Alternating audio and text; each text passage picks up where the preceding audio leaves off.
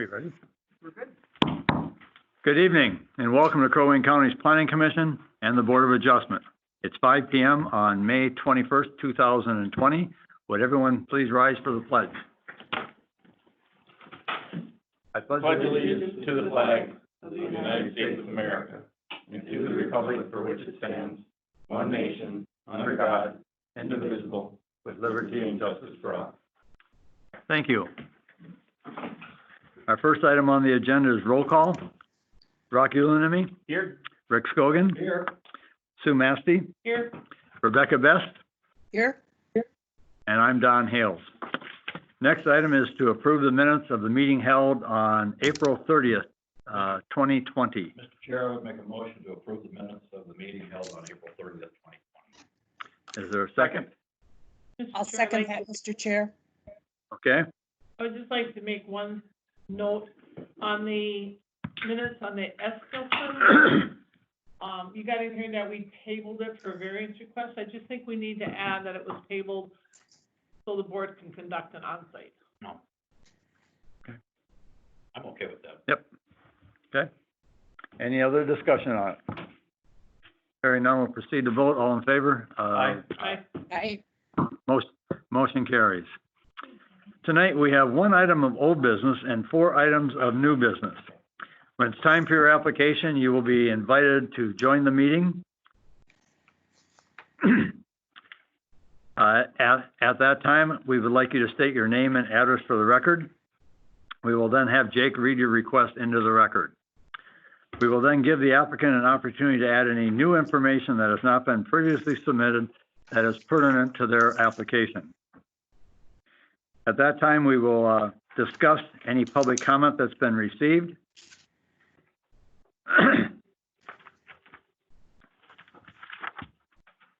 We'll then bring the public comment to the applicant so they can respond to any of the items that were discussed in the public testimony period. Our decision process, tonight we have variance request and after the fact request. For both of those, we do make the final decision on those. We make our decisions based on our findings of fact. To help us do this, we do several things. We go and actually do on-sites where we physically go out to the property and examine the site. Then prior to attending this meeting, we read each and every letter and email that's been submitted. In addition to that, we have a worksheet that we use to help summarize those findings of fact. During a variance or an after the fact variance request, if we answer no to any of those questions, we must deny the request. One last item is that we do record everything, both audio and video. And with that, we will call our first applicant, Ann and Kendrick Eskilson. Okay, I'm gonna admit them. This meeting is recorded and or transcribed. Hello? Hello. Are you the Eskilsons? Let me hang up my phone. Oh, That would be good. I'm Getting a sorry real about echo. that. I was a little nervous there because it was past 5 and I wasn't sure if I had done things correctly here. Okay, we hear you very, very well. Can you hear us okay? I can, Hello? yes. You can. Okay, good. Will you please state your name and address for the record for us?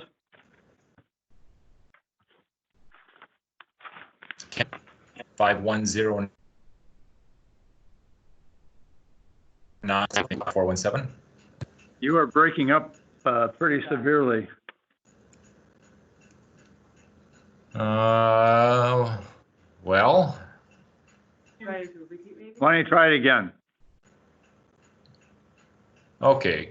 Kendrick Eskilson, 5109 Nokomis Avenue South, Minneapolis, Minnesota, 55417.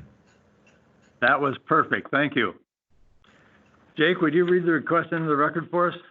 Certainly, Mr. Chair and members of the board, the first applicant this evening is for Ann Eskilson and Deborah Kinder for the address at 11401 Mills Road, Brainerd, Minnesota, 56401. The request is a variance for an ordinary high water mark setback of 50 feet to a proposed new dwelling where a 100 feet is required, and this is to construct a 1,800 square foot two-story dwelling per the certificate of survey received on March 18th, 2020. Oh, today. My mistake. Thank you very much. We did just get a revised, updated survey, and we'll get into that in just a second here. One moment. There we are. Okay, and this one is not the most up to date, right? Okay, that's okay. I believe the board members have. Do they have? Okay. So the board members have a more up to date survey. Although Sue, you might be here. Sue. It's slightly different, and the reason it is because we've updated it to include where the septic tank is and where the proposed house is going to be in relation to that. There was some concern that the septic tank didn't meet the 10-foot setback, but it has been confirmed that it does. The house that is existing is 875 square feet, and it is approximately 29 feet from OHW currently.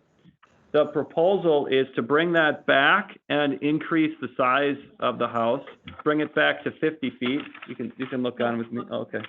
Oh, sorry about that. It'll be an 1,800 square foot house. The shape from what you can see on the screen will, geometry-wise, will slightly change, but it's the same square footage, same basic principle, same OHW setback issue. It's just that we just have some more finer detail on the septic tank setback, which I think is going to be at least 15 feet away. The existing impervious is 13.4%. It's proposed to be at 20.1%. So, of course, with that, a shoreline buffer and stormwater management plan will be required at the time of permitting. Garrison Township did not submit any comments. We didn't receive any comments from the DNR or lake associations. We did receive one public comment received on the 29th of April. It's included in your packet, and it was also presented at the last meeting. This was, of course, as a reminder, tabled from our previous meeting due to the need to really get out on site and take a look at what it looks like in person. Let's see. There was, and this comment was from the adjoining neighbors on either side of the property. There was a request within that to remove the shed that sits on the property line. With that, that's it at this point, unless there's any questions. Okay. Thank you, Jake. Anybody have a question for Jake on the record? Okay. Okay, does the applicant have any new information that has not been previously submitted that is pertinent to his property? I do. I updated Kirsten yesterday. The questions that she had asked had to do with the survey, which you received as an update. Regarding the shed and the comments from the neighbor to our west, we have all gotten together and agreed to do a boundary adjustment, which will move the property lines back to what everyone had assumed were the boundary lines prior to the survey, and that will put the shed solely on our property. Okay, anything else? The wetland delineation will be done by Jim Kramer's company or someone that he contracts with. That'll be completed. And you did confirm that the actual footprint of the proposed cabin does meet the setback from the septic tank. Correct. Anything else? Not that I'm aware of, no. Have you had a chance to read the public comment letter? From the neighbor? Yes. Yes, I have. Do you have any feedback from that? Or is that feedback was what you agreed to on the, on moving the property line? It was resolved by agreeing to move the property lines. Okay, thank you. Does anybody have a question for the applicant? Nope. We did an on-site. Would somebody like to give us the on-site report? I'll do that. Rick Scogan doing the onsite.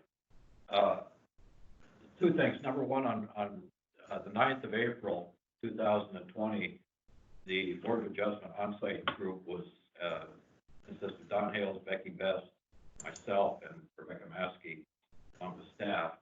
And at that time, conditions were such that we were unable to do the onsite, and we delayed until the following month. On 5/7/2020, we conducted another onsite, and that was with Chairman Hales, Rebecca Best, myself, Maskey, and staff, Sue Maskey. Here they are. Concerns were again presented that with a scrape and rebuild larger, it is possible that a new septic system and design may be necessary to meet the current county regulations.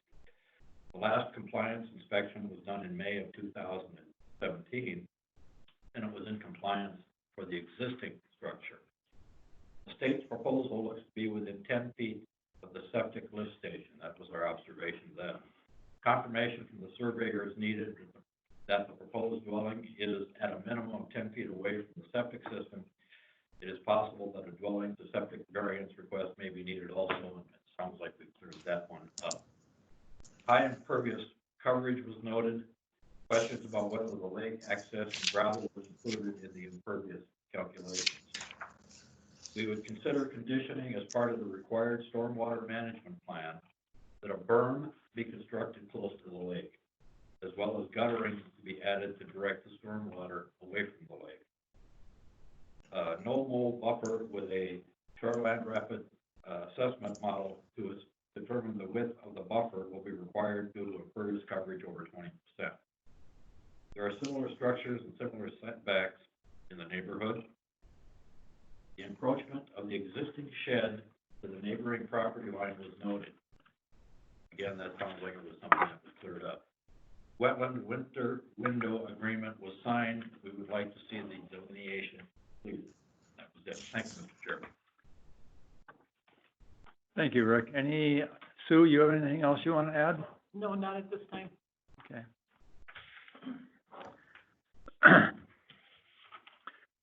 Well, if there aren't any other questions, we can go to our worksheet. This is a variance request. Question number 1. Is the variance request in harmony with the purposes and intent of the ordinance? Mr. Chair, I say yes, it is. It's an existing lot of record established prior to zoning regulations, established in 1970, and the county ordinance allows property owners to develop and improve their property. Is there anything additional? Does everybody agree? Agreed. Reed, Question number 2. Is the variance consistent with the comprehensive plan? Mr. Chair, I would say that it is. It serves to protect, preserve, and improve the quality of Crow Wing County's lakes, in this particular case, Kenny Lake, by minimizing the effects of stormwater runoff with a stormwater plan. Thank you, Rick. Anything additional? Everybody agree? Agreed. Question number 3. Is the property owner proposing to use the property in a reasonable manner not permitted by the land use ordinance? Mr. Chair, I would say yes, it does. There are similar structures and land uses in the neighborhood with similar setbacks as noted during the Board of Adjustment onsite on 5/7/2020. Also, the new proposed structure is being moved farther back from Kenny Lake than the existing non-conforming structure. Thank you, Sue. Anything additional? Everybody agree? Agreed. agreed. Question number 4, is the need for a variance due to circumstances unique to the property and not created by the property owner? Yes, it is, Mr. Chair. The lot was created prior to any zoning regulations. Thanks, Rock. Anything additional? Everybody agree? Agree. Agreed. Question number 5, will the issuance of a variance maintain the essential character of the locality? Mr. Chair, I'd say that Mr. it Chair? does. Go ahead, Rebecca. I would say yes, it will. As noted on the onsite and in previous conversation, there are similar structures and land use patterns and use of property in the vicinity of the request, as noted on our onsite visit. Thank you, Rebecca. Is there anything additional? Everybody agree? Agree. Question 6, does the need for a variance involve more than economic considerations? Yes, it will, Mr. Chair. The implementation of the stormwater management plan will help protect and improve the water quality of Kinney Lake. Okay, thanks, Rock. Anything additional? What was township recommendation? There was no No comment. comments, Yeah. I thought, okay. Are there any other pertinent findings? Hearing none, action needed on this application then is to approve, table, or deny. Mr. Chair, I would like to make a motion to approve a variance request for the ex-Leeson to, for an OHW setback of 50 feet to a proposed new dwelling where 100 feet is required to construct an 1,800 square foot, 2-story dwelling for certificate of survey, now received 5/21 of 2020, with the condition that a stormwater management plan be in place, that there be a berm constructed close to the lake to guttering to direct any stormwater away from the lake, and a no-mow buffer with a SRAM to determine the width of the buffer to be required when the impervious surface is over 20%. Is there a second? I'll second that. I would also like to add a condition that the septic system must be upgraded to meet Class 1 requirements for new construction as stated in Article 37.19A3 of the Crow Wing County Ordinance. I can agree with that, Mr. Chair. Okay, any other discussion? Does the applicant understand what those conditions are about? The last one regarding the septic system, could you please repeat the code number for that, please? 37.19A3 states that Class 1 sizing is required on all new construction. New construction will be defined as placement of a new structure or replacement structure that is serviced by pressurized water. Do you understand that now? Well, not completely, but I suspect I'll have to investigate that. You're welcome to come in and talk to staff about that. Okay? Okay. Any other, do you understand the other conditions? Yeah, those were noted in the site comments from 5/7. And I'm sure I'll be consulting with people that are better versed than I am at the moment on those issues, and we'll be complying. Okay, thank you. Any other discussion? Hearing none, we'll proceed to vote. All in favor of the motion signify by saying aye. Oh, do we have to do Aye. roll call, or can we do it? Roll call. Sue Massey, Aye. Rick, Aye. Rebecca, Aye. Aye. and I vote aye as well. Motion carries. Congratulations. Have a good evening. Thank you very much.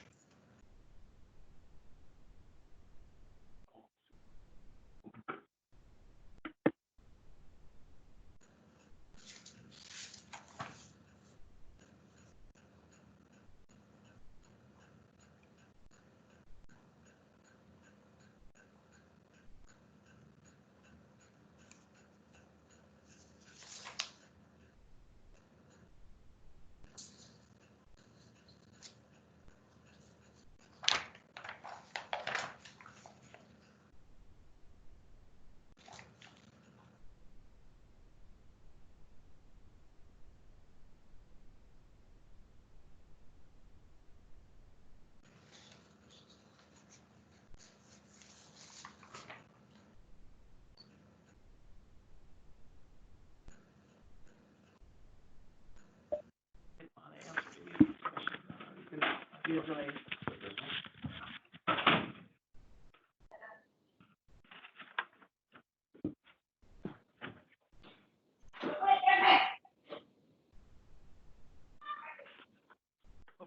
Are they there? Hello, can you hear me? This is Jim. Our next application is James and Cheryl Fleming, and I assume that's you, Mr. Fleming? Yes, it is. My wife stepped away just for a second because we thought we had another 10 minutes, but so if you can give her a second. And then Kevin Kleinschmidt is also supposed to be joining too, our contractor. I don't know if he's still in the waiting room or has not joined yet. Again, I told him about 10 minutes beforehand, because that's going to email. So, He is being admitted right now, so he should Perfect. be here in a second or two. and Cheryl will be here in 2 seconds. And there she is. There? Would everybody please state your name and address for the record for us? So Jim and Cheryl Fleming, 15467 Trillium Trail, Deerwood, Minnesota, 56444.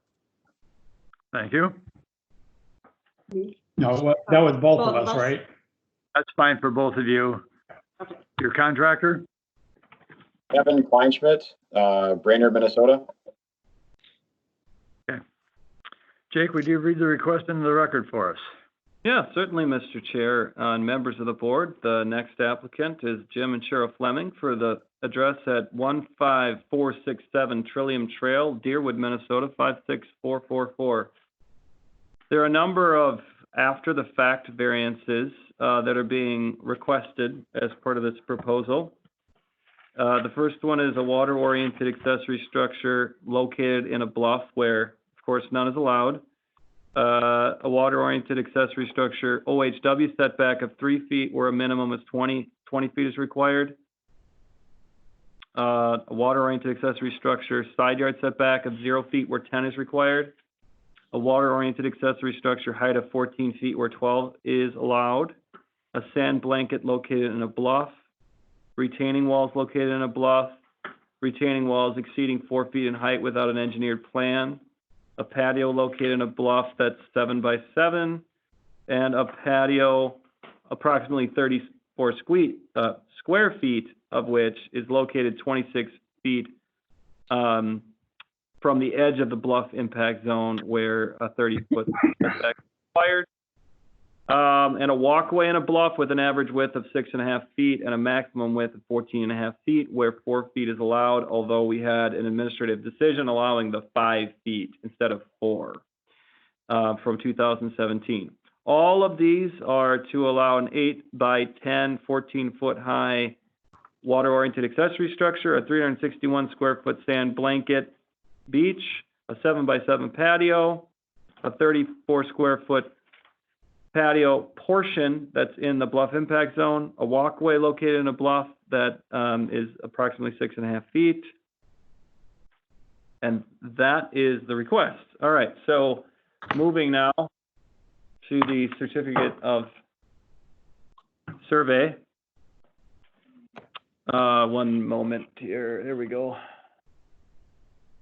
Okay, so the property is on Crooked Lake. It is a recreation development lake off of Trillium Trail, public road, off on the east side. West side is the lake. The house was constructed in 2018, I believe, recent land use permit. Shoreline alteration permit was issued in 2017. And that land use permit was for the walkway at 5 feet as part of an administrative decision previously granted for specific reasons. And so that's kind of where that came from. The bluff stretches across the property and is noted here as top of bluff. There's the 30-foot setback to the bluff impact zone. The 34 square foot encroachment of the patio is just a little triangle here. The other parts of the patio is perfectly fine. There is a 7 by 7 patio holding a picnic table that is technically in beside the top of the bluff, so it's not in the BIZ, but it's actually in the bluff. Note here that the walkway has been constructed traversing down the bluff, switching back 6.5 feet noted on average, sort of bulges out to 14.5 around the corner here, 12 to 13 feet around this corner. Sand blanket is near the toe of the bluff. And then you have a water-oriented accessory structure constructed up here towards the property line next to the lake. So I think with that, that covers most of the items. The impervious is at 23.1%. There is a stormwater management plan on the property. In terms of comments, Bay Lake Township has recommended denial recently, and that's been included in the packet. We did receive 2 public comments received after publication, both unsupportive. They were emailed to everyone, and they were also printed, so you should have those and had a chance to review those, hopefully. There was also a concern by that one of these requests is in violation of a deed covenants, although I would note that we don't enforce local covenants. And with that, I don't have anything further. Okay, thank you, Jake. Does the applicant have any new information that has not been previously submitted that is pertinent to your application and your property? I will tell you that we have all seen the many pictures of surrounding property that the Fleming submitted. We've all seen those. Those are really not for our discussion tonight. They are not really pertinent to your application. They may be enforcement issues that staff will have to look at. But do you have any other new information that has not been submitted? The only question I have, because this came in more later, was the height of the water-oriented structure. When I went out and measured it, it's just over 12 feet. It's 12 feet 5. So I just want clarification on the 14. I know the survey says 14, but the structure itself, from the peak of the roof down to the bottom of the structures, I measured it as 12 feet 5 inches. It's, it's still over the 12, but it's not as tall as that 14 that was listed there. So that's my only comment. I'm not sure how the 14 was determined by the surveyor, but that's just and that came in after, more recently. So that's why I just wanted to know that wasn't in any of our comments, because I didn't have that at the time we submitted all of our response to all the questions. Okay, thank you. Jake, would you have some information on that? Well, yes, Mr. Chair, the height of, as it's defined in our ordinance, is from the lowest adjacent grade. So if a structure is placed on some supports of some sort and that adds a foot or two, that's where we start measuring the height of things. So we also know that the height is to mid-peak of the roof. So the only information we have is that it's 14 feet. So, Mr. Chair, if there is a support system below it, we would need to count that, and then it would go to mid-peak. So that's just sort of where we're at. Okay, thank you. Okay. Any other new information that's pertinent? Not that we can think of right now. Okay, thank you. Anybody have a question for the applicant? Otherwise, we did an on-site. Sue, are you going to give that report, or Rebecca, or one? I'll do it. Okay, we did an on-site on May 7th, 2020 with Don Hales, Rebecca Best, Rick Scogan, myself, and staff. Board members present noted that there is some erosion down the steep slopes of the bluff from the walkway. There are no similar structures were noticed nearby, and there are no similar walkways nearby. There is evident stormwater management retention ponds at the top of the bluff, as well as a slight berm along the top of the bluff near the walkway, retaining wall at the top of the walkway. It's evident that the walkway width exceeds the 5-foot width allowed per administrative decision dated 11/6/2017. There is a sand blanket present at the toe of the bluff. The shoreline alteration permit work site card specifically noted that no sand blanket will be allowed due to the bluff. It is evident that the water-oriented accessory structure does not meet the normal required side yard 10-foot or OHW 20-foot setbacks per the marked property lines on site. Also, per ordinance, no structures allowed in the bluff. No permit was ever applied for or approved for this structure.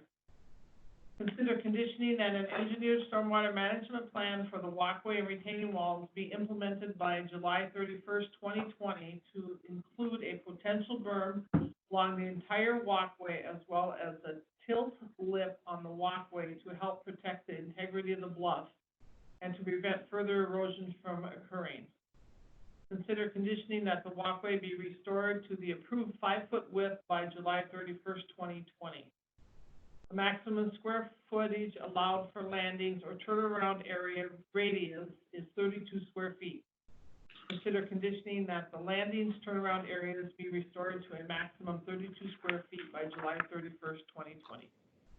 That is all. Thank you, Sue. Rick or Rebecca, you have any other comments from the onsite? I do not, Mr. Chair. Not at this time, Mr. Chair. Any questions at all? Otherwise, we'll go to our worksheet. Okay. Can I ask a question or Sure. clarification? It was noted, that's why we provided pictures. I mean, it was noted in the onsite that there were no additional paths in the area, and we did provide photos of individuals 2 doors down and 3 doors down that had paths and sand blankets. So I just wanted to note that maybe you couldn't see them because they were down on our same side of the lake, so you couldn't see them across the lake. And again, that's why we provided pictures, not to turn on anybody, but to show that these were things that we had seen in the area and were requesting and doing similar things at the time. Thank you. To kind of clear that up, when we're on sites, we can only be on your property and we can only see what we can see from your property. Correct. That's why we tried to provide additional information. Okay. Okay, thank you. Okay, let's go to our worksheet. Mr. Chair? Yes. I have a question for you. If we go to the worksheet, are we going to take these in some sort of an order? Are we going to approve or deny all of them as a group? I personally have a little bit of a different feeling on the 34-foot patio than I do on the rest of the issues. How does everybody else feel? I agree with that, Mr. Chair. I think we could do it all as yes and no to each question pertaining to. Okay, so when I ask the question, I will ask on number 9 and then the balance of the items. Is that what you're saying? I don't have an issue with the 4 square foot patio, but Are you not taking them individually, or are you grouping them together? What is the? That's what we're trying to decide. Hang on a second. We could just take number 9 and approve that if that's what you want, and deny the rest on each question, or however. It's hard when you have 10 variances on a property. Yeah. Mr. Chair, there is the issue of number 6 as well. No. Okay. Well, let's just take them. It's going to take a while. Let's just take each one as we go. Mr. Chair, I think we could take 1, 2, 3, and 4 as one group. 1, 2, 3, 4, and 5 possibly. I'm sorry, I didn't hear that. Were you suggesting, Rick, that we take 1 through 5? Yes, that's what he's suggesting. Okay, I thought I just, at the end, I didn't quite hear that. No, nothing.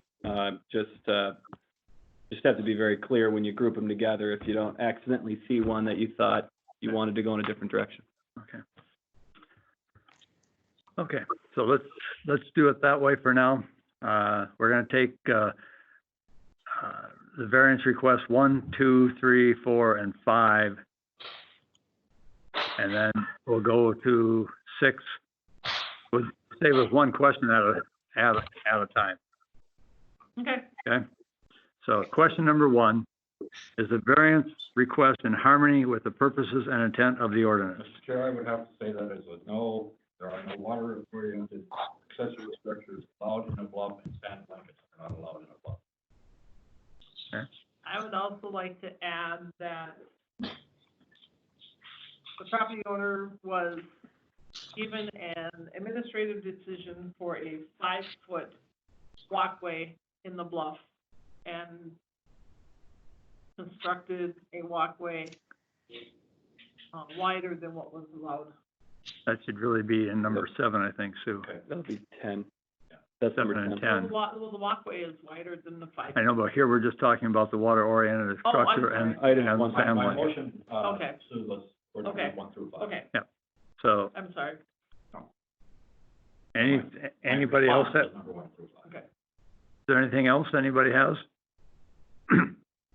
Does everybody agree with, go ahead, Rebecca. Oh, Mr. Chair, I was just going to say too, I believe there was documentation received, by the applicant that specifically stated that there would be no sand blanket located or, constructed as well.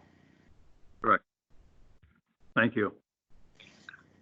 Okay, everybody agree with that? Agree. So then the answer to 1 through 5 for staff is no. Question number 1, in regard to, let's see, can we put together retaining walls 6, 7 together? Is there a problem with that? They're both having to do with the retaining walls.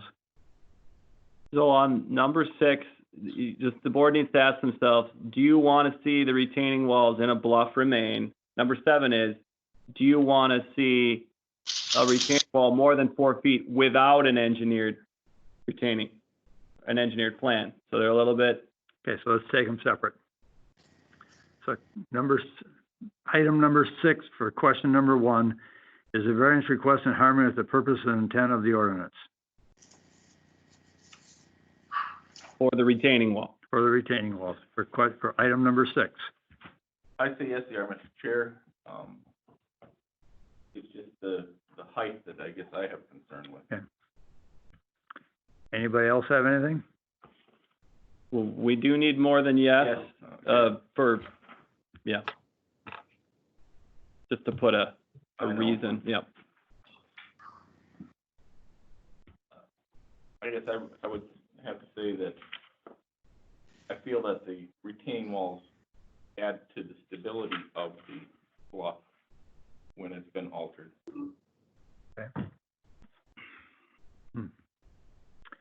Anything else? Mr. Chair, I would also say that the impervious coverage of 23.1% is below the 25% allowed. Okay. Anything else? Agree. Everybody agree? Agree. Agree. Agreed. So the answer to item number 6 is yes. Item number 7, question 1. Item 7 is retaining walls exceeding 4 feet in height without an engineered plan. Question number 1 is the variance request in harmony with the purposes and intent of the ordinance. Mr. Chair, I would say no to that. In the ordinance, it states, no tier of the retaining walls shall exceed 4 feet in height without a plan signed by a Minnesota engineer. And he never, we don't have an engineered plan to allow that 4 foot. And that's per Article 11.14A2 of the county ordinance. Thank you, Sue. Anybody have anything else?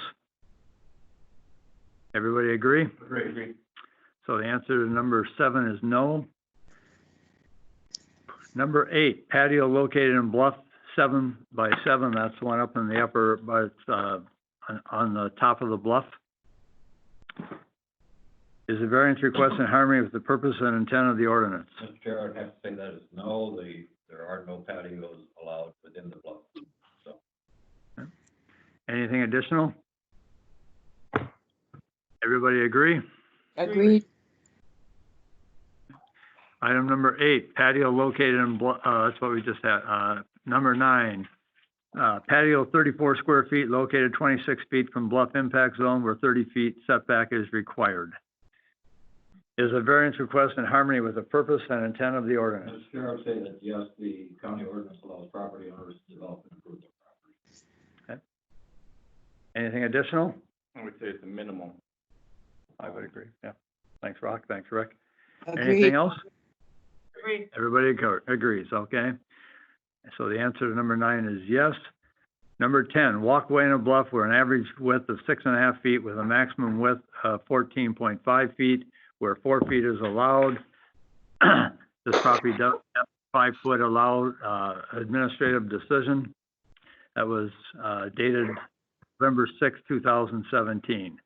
The question is the variance request in harmony with the purpose and intent of the ordinance? Mr. Chair, I would have to say that that is a no.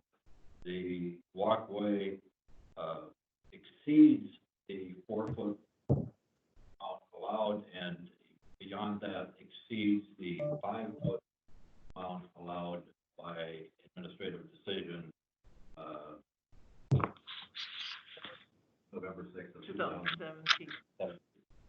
Thank you. Is there anything additional?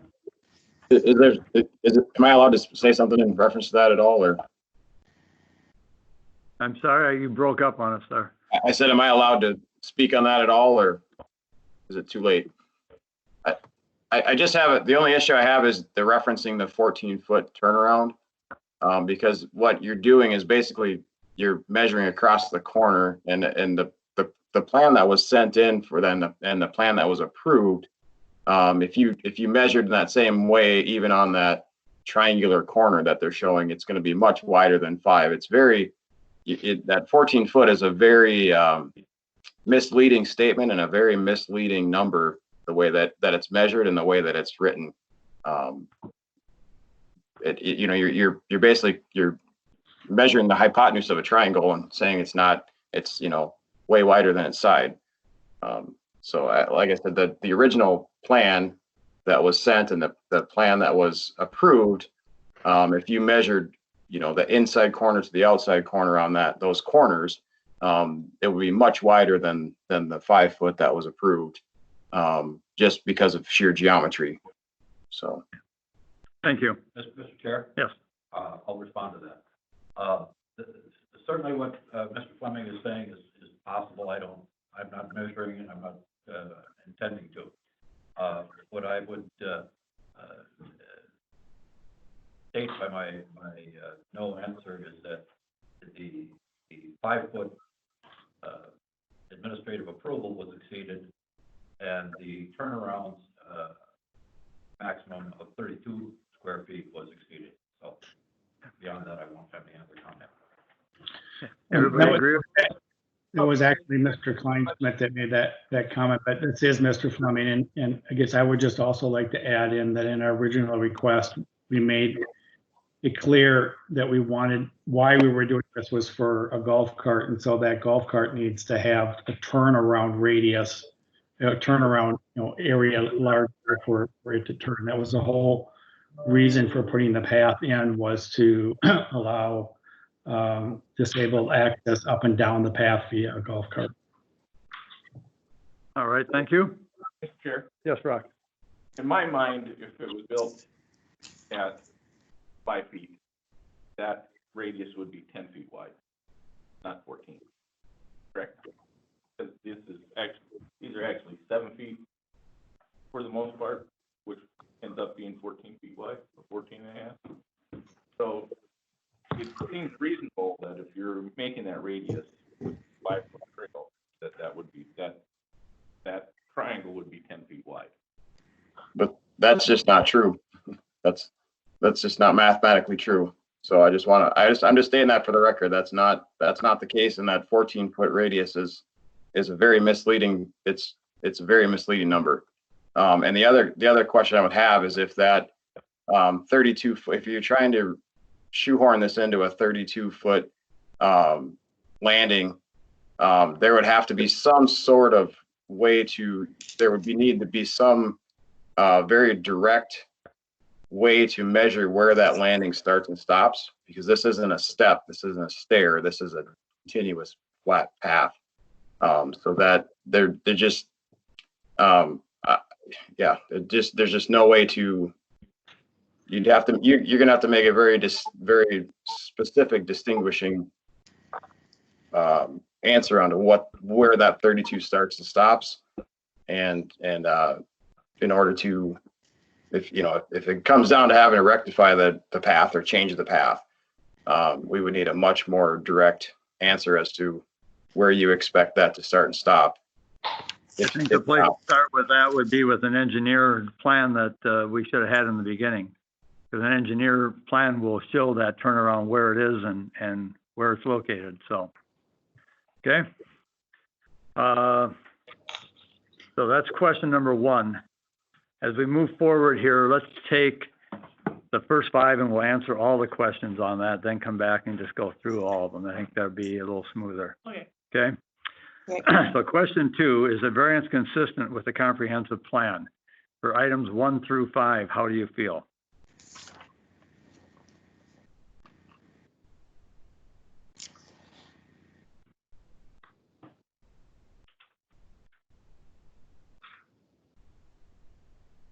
Mr. Chair, I have to answer no, that water-oriented accessory structures are not allowed in a buffer. Okay. Anything additional? Okay. Everybody agree? Agreed. Again, for items 1 through 5, question 3, is the property owner proposing to use the property in a reasonable manner not permitted by the land use ordinance? Mr. Chair, I'm just going to jump in and just as a guide, I would say is as you're coming up with your findings, make sure it might behoove you to, maybe rather than just it's not allowed, kind of why you feel it's, but that's just me, why you feel that this doesn't fit for the variance request. Okay. But Mr. Chair, Rebecca? I could, on the previous question, I could say that because the purpose of the ordinance is to protect, preserve, and improve the quality of our lakes, streams, and wetlands by minimizing runoff and structures, right on the lake, and items number 1 through 5 are to the detriment overall of lake quality. Thank you, Rebecca. Everybody agree with that? I agree with that. Agreed. Okay. So again, And I make a note that the structure is actually off the property. It's on a post, so the structure is not on. That was, again, by design to keep it off to allow for that runoff and maintain water quality. So just as a point of note that the structure itself is not sitting on the bluff, or it's sitting on posts off the bluff. question number 3, items 1 through 5, is the property owner proposing to use the property in a reasonable manner not permitted by the land use ordinance? Mr. Chair, I would say no. Crow Wing County Ordinance Article 11.1, the 1.5, or I'm sorry, I-5 states, a water-oriented accessory structure shall not be located within a bluff impact zone. I would also note that for shoreline alteration permit number 1701031 states that there is to be no sand blanket within the bluff impact zone. Okay. Thank you. Anything additional? I'd also like to note that the structure does not meet side yard setback. It encroaches fully on the side yard, and it does not meet lake setback, 20 feet. Thank you. Anything else? Everybody agree? Agreed. Agreed. Okay. Again, items 1 through 5. Question 4, is the need for a variance due to circumstances unique to the property and not created by the property owner? Mr. Chair, I'd answer that yes, this property is on a bluff, which is a topographical challenge with any variance request. Okay. Anything additional? I guess I would answer that no. It's the property owner's desire to have a water-oriented accessory structure at the toe of the bluff and a sand blanket, which is not allowed by the ordinance. I would agree with Sue Maskey, Mr. Chair. Thank you, Rebecca. And Mr. Chair, I would also add that the water-oriented accessory structure was constructed after bluff regulations were established in 1990. Okay, so, who would answer this? Yes. Brock? Yes. Rebecca? No. Sue? No, Rick? No. And I would say no as well. So the answer is no to question 4. Question 5, will the issuance of a variance maintain the essential character of the locality? Again, this is for items 1 through 5. Mr. Chair, I would answer that as no. As noted during the on-site on May 7th, 2020, there were no similar structures with similar setbacks that we've seen in the area. Thank you. Anybody have anything else? Everybody agree? Agreed. Question 6, does the need for a variance involve more than economic considerations? I hate to interrupt, but are you able to put the list of, that list that you're referencing on the screen? I can't seem to locate it, so if that's possible. You mean the questions that we're doing? No, the variance 1 through 6, or, you know, you're saying items number 1 through 6, if those could be on the screen, if that's possible. Yeah, absolutely. One moment.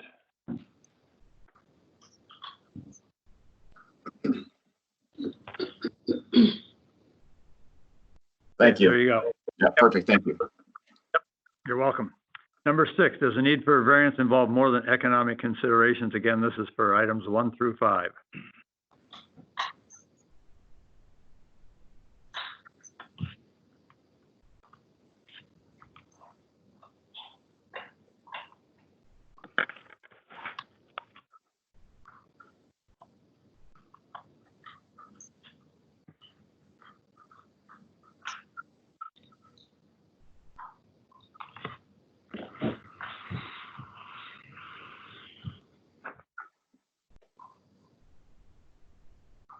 I guess, Mr. Chair, I'd answer that no. It's the property owner's desire to have a water-oriented accessory structure and sand blanket located within a bluff. Anything additional? I agree with that. Agreed. I would just note that we did in our response, I don't know if you've all seen, read our responses to these questions, but there is an accessibility. Yes, we have.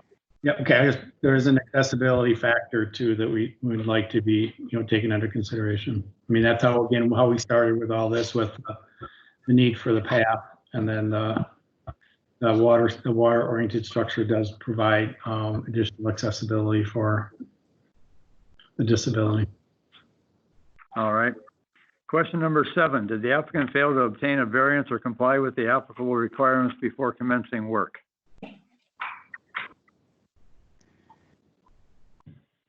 Mr. Chair, I would say that the applicant did fail to obtain a variance and comply with the applicable requirements before commencing work, because the work was originally allowed for a 4-foot path. Oh, no, I'm sorry.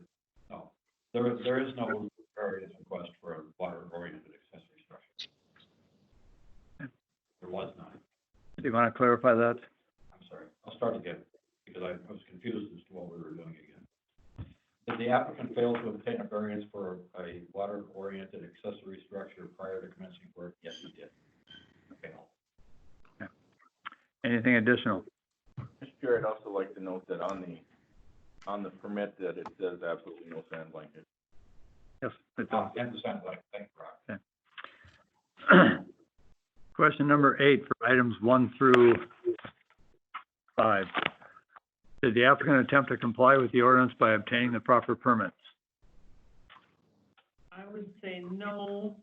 As noted on the shoreline alteration permit dated 11/13/2017, permit number 1701031, states no sand blanket has been authorized. The fact that the proposed sand blanket is in the water-oriented accessory structure located in the bluff impact zone. Thank you, Sue. Anything additional? Everybody agree? Agreed. Agreed.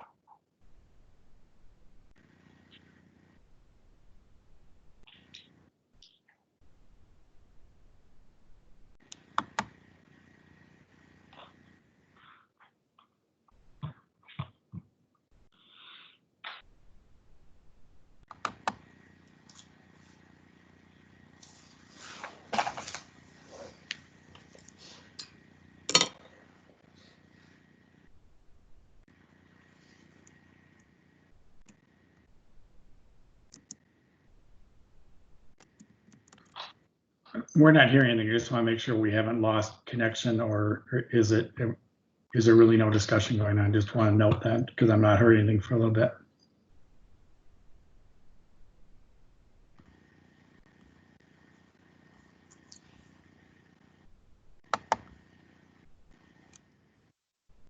I'm not hearing anything either, Jim.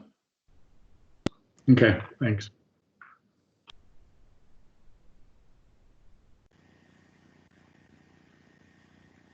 Can you hear me?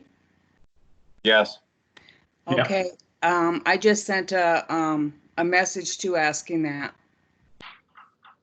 Thank you. Mm-hmm.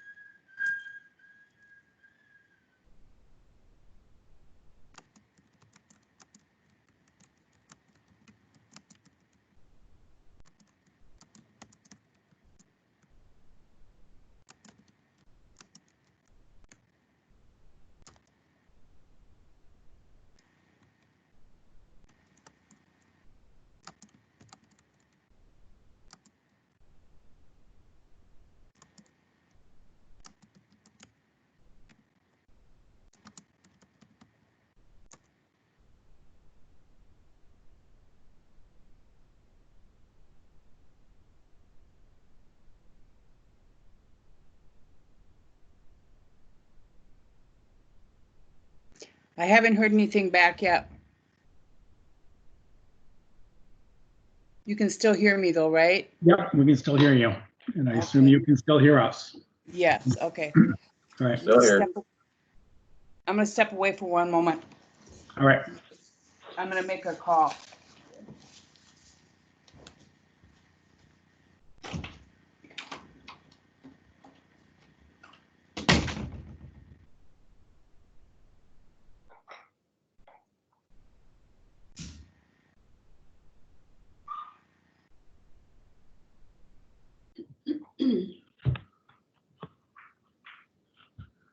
I just asked that question.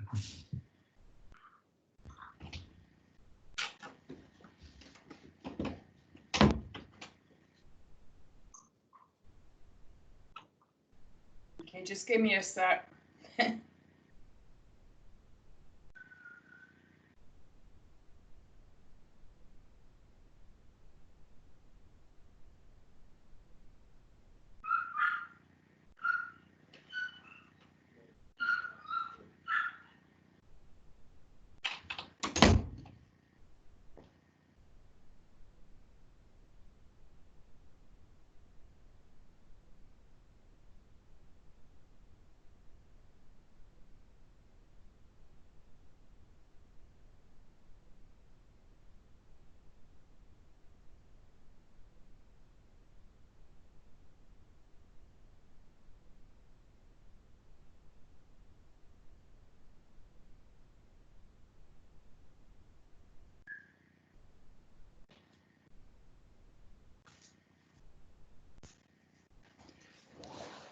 Okay, I'm gonna make a call. I've sent a text.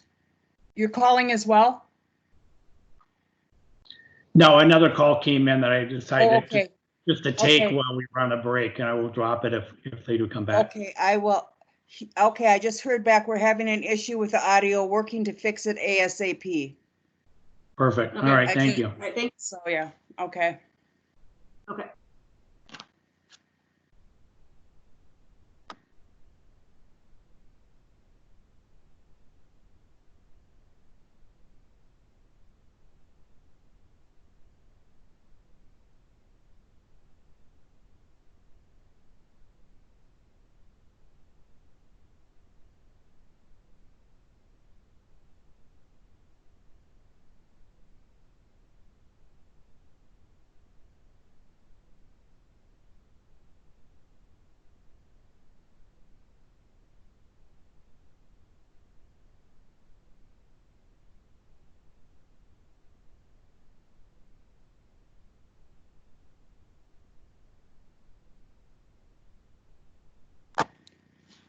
Okay, I just talked with Kiki. They're working on it, so stand by, please. Thank you. Thanks for your patience. Yep, no problem. I'm gonna put you on mute for a second, or I'm gonna mute myself, but I'd still be able to hear you, I should say. All right. Okay. Yeah, hopefully it works. I don't know.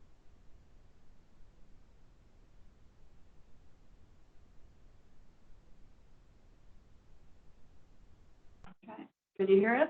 Can you hear us now? Who's speaking? Oh, This is Don. Who's this? Yes, I can hear you. Yes, and the Flemings can hear you as well. Okay, good. Apologize for the technical glitch there. Kevin, can you Okay. hear all right as well? Just want to make sure Kevin can hear. Kevin, can you hear? I'm here, yep. Okay, perfect. Okay, we are on question number 11, items 1 through 5. Rick, you were giving an answer. Can you repeat your answer? I went to let us know the benefits of the county, for removing the structure, or I should put it this way. The benefits of the county does outweigh the detriment to the applicant that he would suffer if he was forced to remove the structure, because the comprehensive plan, requires us to protect, preserve, and improve the quality of Crow Wing County's lakes, and sand blankets and water accessory structures in the bluff are not allowed. Thank you, Rick. Is there anything additional?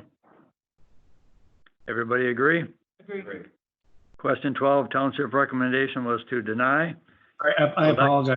I was on mute and I thought I just want to go again on record of the accessibility factors associated with the benefits are, to improve accessibility for disabled individuals. So I just want to go on record with that. Okay. All right. So we're going to move now to number 6, retaining walls in the bluff. Shall we vote on what the five, Mr. Chair? I thought we just did. We didn't vote, we're just, You want to take a motion on each no, I think we can do it all. One motion, or Okay. you want to do each? at the end? Yeah. Yeah, we'll go through all the questions. Yeah, okay. So item number 6, retaining walls located in a bluff. Mr. Chair, did you want to package 6 and 9 together? We sure could.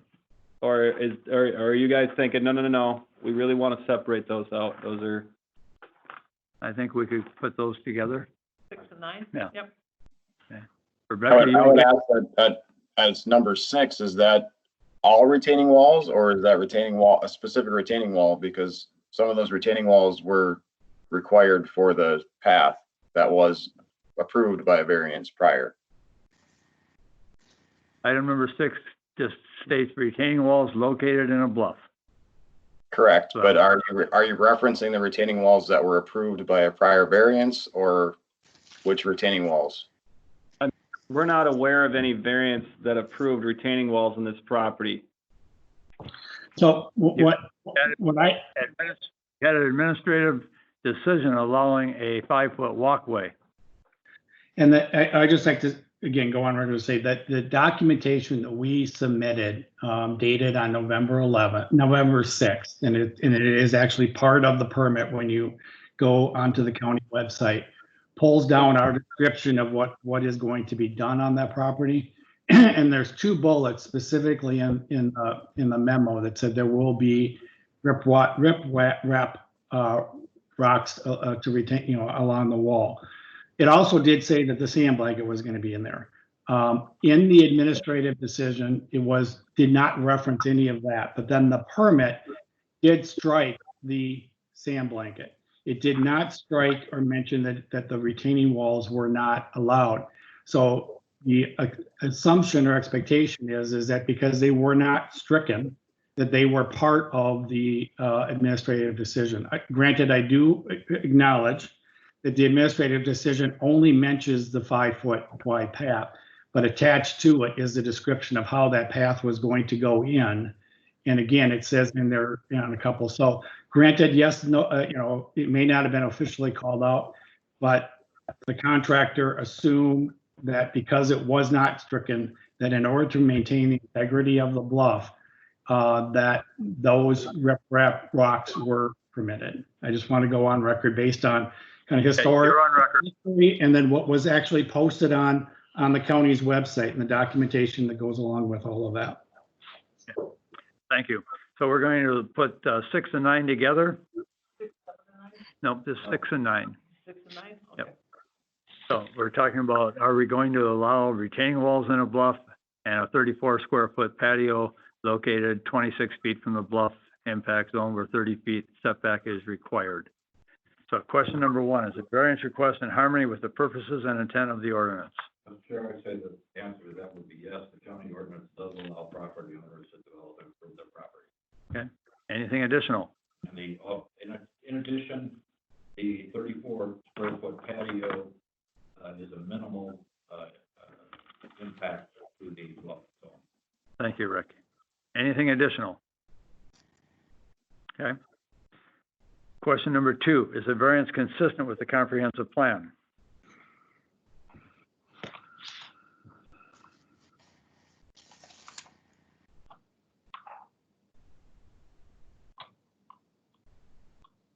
Mr. Chair? Yes. Rebecca, I go would ahead. say yes, the plan does encourage residential development that provides housing options for different socioeconomic groups. Thank you. Is there anything additional? Everybody agree? Agree.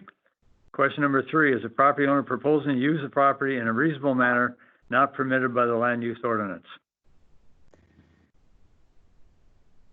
I'd say yes, here, Mr. Chair, it's a minimal encroachment into the bluff. And I guess that's it. Okay. Anything additional? Mr. Chair, I'd also add that a minimal retaining wall is more than likely required to preserve the integrity of that bluff. Okay. Anything else? Everybody agree? Agree. We, Question number 4, is the need for a variance due to circumstances unique to the property and not created by the property owner?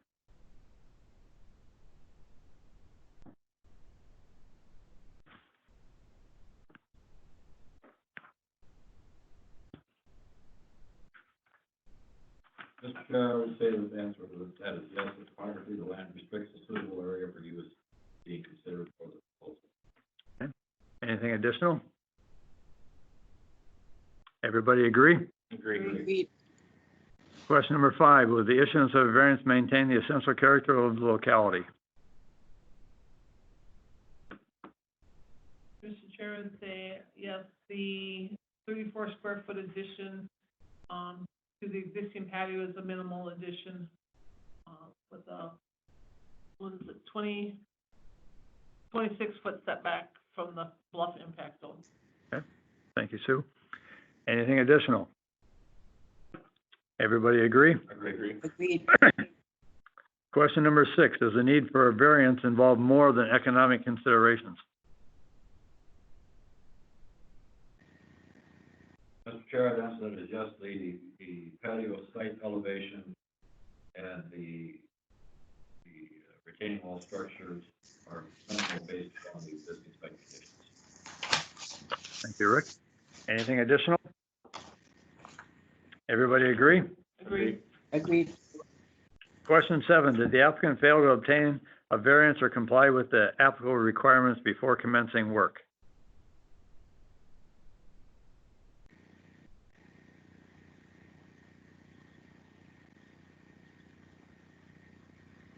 No, I'd say, the applicant did get a permit for the, retaining walls, because it was associated with the 5-foot pathway. And, I believe that it may have been a slight error in, the bluff impact zone with the patio. Anything additional? Everybody agree? Agreed. Agreed. Question 8, did the applicant attempt to comply with the ordinance by obtaining the proper permits? Yes, Mr. Chair, that it was a permitted, retaining wall. Mr. Chair, for the record, it was not. I know that the applicant has expressed desire that in the absence of an outright denial of something showing on a site plan constitutes approval. We've checked with our counsel on that, and unless it's reaffirmed through an approval process and actually approved, that it is not. So the retaining wall, while asked for, was not technically approved. I've also checked with counsel on whether or not retaining walls are allowed in a bluff. It's an item that's allowed only if approved for. And it's a bluff, so you can only have, almost nothing is allowed in a bluff. So I just want to, Rock, that was part of your proposed findings. Well, I guess what confuses me then on that, Jake, is if a retaining wall exceeds 4 foot in height, Mm-hmm. okay, then it must be an engineered plan. Yep. So I read that as a 4-foot retaining wall is allowed not to exceed 4 foot unless it's engineered. It is. Because it's actually called out. Yeah, it is though, but once you get to the bluff section, everything changes. There's a lot of things that are allowed unless it's in a bluff. So that's where Gotcha. the bluff thing is the thing that kicks it. My only point was to clarify, you said that technically the bluff is allowed, and I'm trying to add that it wasn't technically Not approved. technically allowed. Okay. Yeah. So you want to change your answer? Yeah. And what would your answer be? Gotta think about the question again. Which Okay. question? It's question number 8, did the applicant attempt to comply with the ordinance by obtaining the proper permits?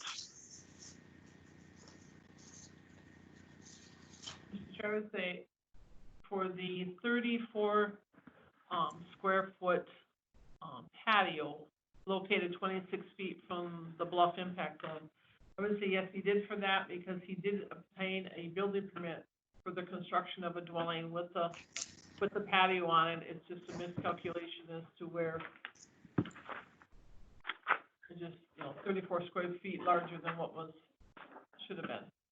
Okay. Anything else? I don't know about the retaining wall. Well, I guess if you submit a plan and it's approved with the retaining wall, but doesn't specifically spell it out, I guess as a layperson, I guess I would be under the impression if I submitted a plan that has a 5-foot pathway with rock retaining walls and it's specifically spelled out that it was going to be fabric and riprap retaining portion of the bank, and the county approved that, even though my impression as a layperson would be that I've got a plan for a 5-foot walkway with riprap and fabric retaining wall. So You could It say, did specifically say absolutely no sand blanket. right, I could answer that as yes, the retaining wall, helps keep the integrity of the bluff in place for the 5-foot walkway that was approved for administrative decision. November 17th, what was it? 2017. November 6th. I would concur with that, Sue, because obviously if the walkway is going to be put in, there's going to be something that is going to be removed and cut away that you'd want stabilized. That makes sense to me. I don't know. I agree. I'm struggling with it yet because it doesn't seem like it was, what was approved was a 5-foot walkway. Well, again, when staff approves permits, they'll put in the, Right. what was approved. And if somebody applied to have a new dwelling and there was a garage stuck in the corner on the site plan and we missed it, and if we didn't say the garage is approved too, we typically would not say, shoot, we missed that garage on your site plan, I guess you get it, because it's what's approved. But I understand, I think the important thing is to deal with, it's there. Do you want to see it remain, and why? And so, that's the exercise. Yeah, I think you're right there, and I think Sue's answer, or was it Rebecca, that, The retaining wall helps protect the integrity of the bluff. yeah. A retaining wall, not A retaining yes, wall not would a help large retaining. protect the, the Yeah. integrity of the bluff from Yeah. erosion and. Anything else? So you want to restate your answer just for the record, so it's on there, please? Want me to state my answer? What was it? Restate your answer to number 8. For number 8, I would say, No, sorry. No, it's 8. Oh, 8 here, I'm sorry. yeah, I would say yes, a retaining wall, would help protect the integrity of a bluff from erosion, when for a 5-foot walkway down a bluff. Also, the 34 square foot, portion of a patio in the bluff impact zone, it's a minimal, increase. And there was a permit for the dwelling showing a patio on it. When was that permit? You remember, Jake, in 2018. Okay.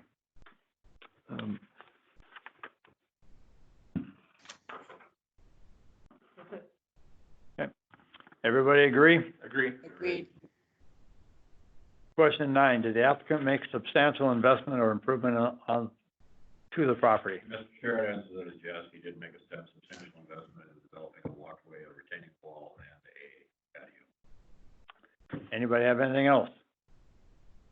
Everybody agree? Agree. Question number 10, are there other similar structures in the neighborhood? Mr. Chair, I would say no, as noted on the Board of Adjustment on-site on 5/7/2020. There was no similar structures in the neighborhood that we could see from the applicant's property. Okay.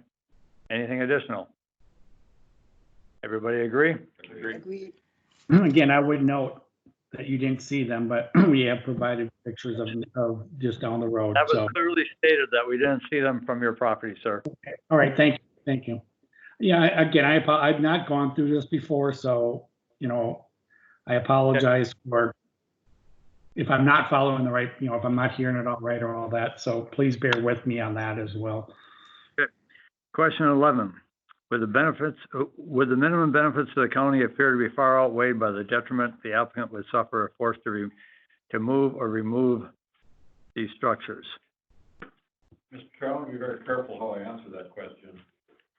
Regarding the patio of 34 square feet, I believe the minimum benefits to the county appear to be outweighed by the detriment. There's no question about, I don't think in my mind about that. However, when I answer the question about the retaining wall, I want to make sure that I'm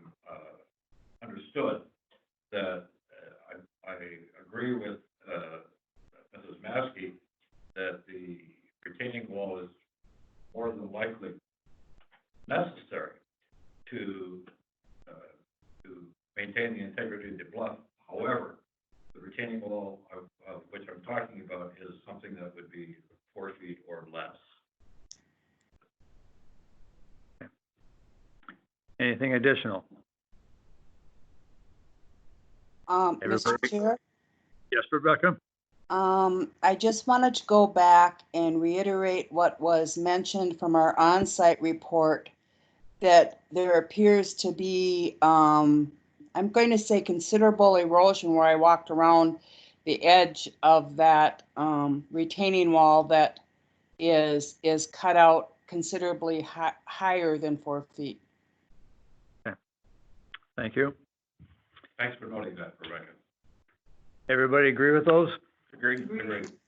Question 12, township recommendation on items 6 and 9 was to approve. Okay, let's go on to, I guess, 7. number 7. Do you want to do 7, 8, and 10, or just handle 7, 8, 9, and 10 separately? We could do 7, 8, and 10. Is that agreeable with everybody? Yes. Yep. Okay. That's fine. So, question 7 is retaining walls exceeding 4 feet in height without an engineered plan. Number 8 was patio located in bluff 7 by 7. And number 10 is walkway in a bluff with an average width of 6.5 feet and a maximum width of 14.5 feet where 4 feet is allowed. Again, there was an administrative decision allowing a 5-foot walkway from November 6th, 2017. So with those 3 items, we're going to go to our worksheet. Question number 1 is a variance request in harmony with the purposes and intent of the ordinance.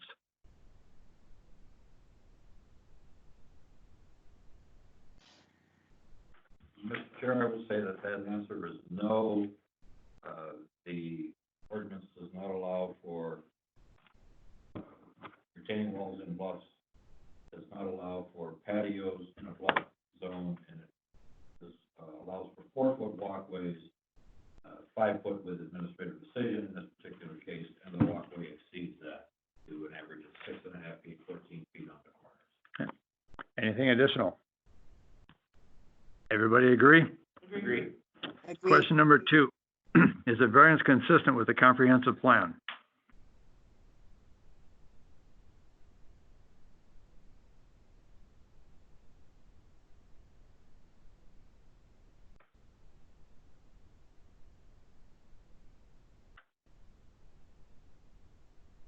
Mr. Chair, I would say, yes, it does encourage residential development that provides housing options for different socioeconomic groups.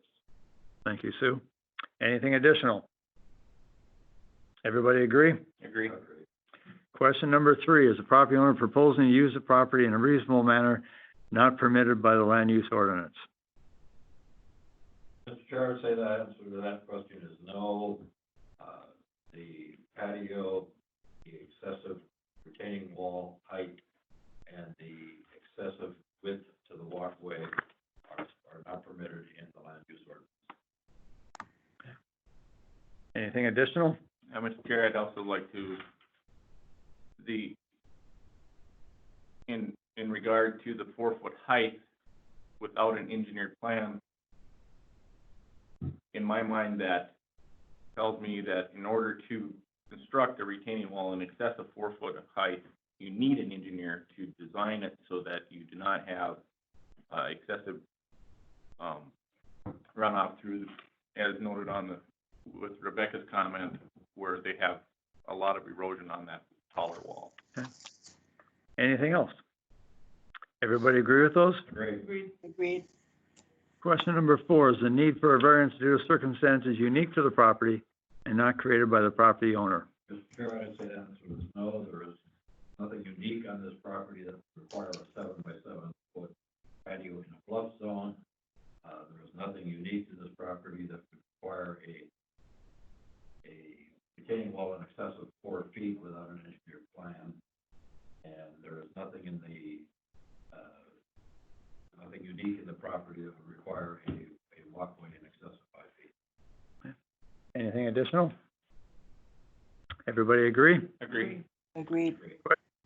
Question number 6, does the need for a variance involve more than economic considerations? Miss 5. Did I? I'm sorry. Yes, I did. Question 5, will the issuance of variance maintain the essential character of the locality? I would say no, as, noted during the board onsite on, May 7th, 2020, there were no similar structures, or similar retaining walls or similar patios in the neighborhood as noted, as we could see from the, applicant's property. Anything additional? Everybody agree? Agreed. Agreed. Agree. Question 6, does the need for a variance involve more than economic considerations?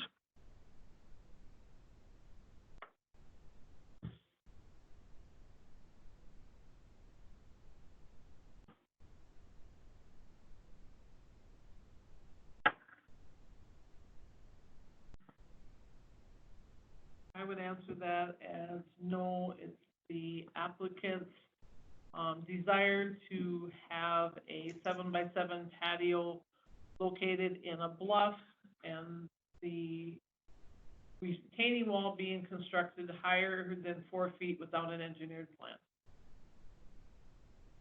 Anything additional? Everybody agree? Agree. Agreed. Question 7, did the applicant fail to obtain a variance or comply with the applicable requirements before commencing work? Mr. Chair, I would say that the applicant did fail to obtain a variance and did not comply with the requirements before commencing work. I would say that for the 7x7 patio located in a bluff, the applicant did, or we got number 10 on this too, right? Yes. The applicant did obtain a shoreline alteration permit and an administrative decision dated 11/6/17 for a 5-foot walkway down to, in the bluff, and constructed an average width of 6.5 feet with a minimum width of 14.5, where 4 feet is allowed, or 5 feet was allowed with an administrative decision. Anything additional? Everybody agree? Agree. Agreed. Question 8, did the applicant attempt to comply with the ordinance by obtaining the proper permits?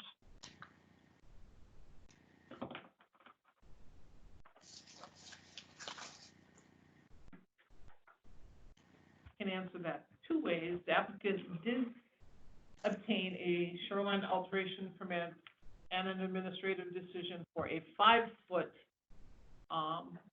walkway for access,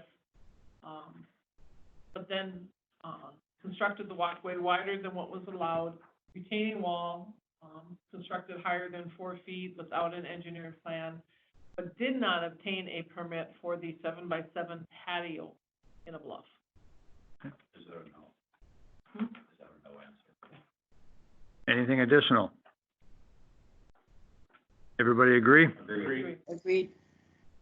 Question 9, did the applicant make a substantial investment or improvement to the property? I would say that is the yes answer, Mr. Chair. He did make a substantial investment improvement on the property. Okay, thanks, Rick. Anything additional? I would just add that the walkway, retaining wall, and the 7x7 patio have been constructed. Everybody agree? Agreed. Question 10, are there similar structures in the neighborhood? Mr. Chair, I answer that is no on the on-site visit conducted on 5/7/2020. No similar structures in the neighborhood were observed. As seen from the applicant's property. Correct. Anything additional? Everybody agree? Agreed. Question number 11, would the minimum benefits to the county appear to be far outweighed by the detriment the applicant would suffer if forced to move or remove the items?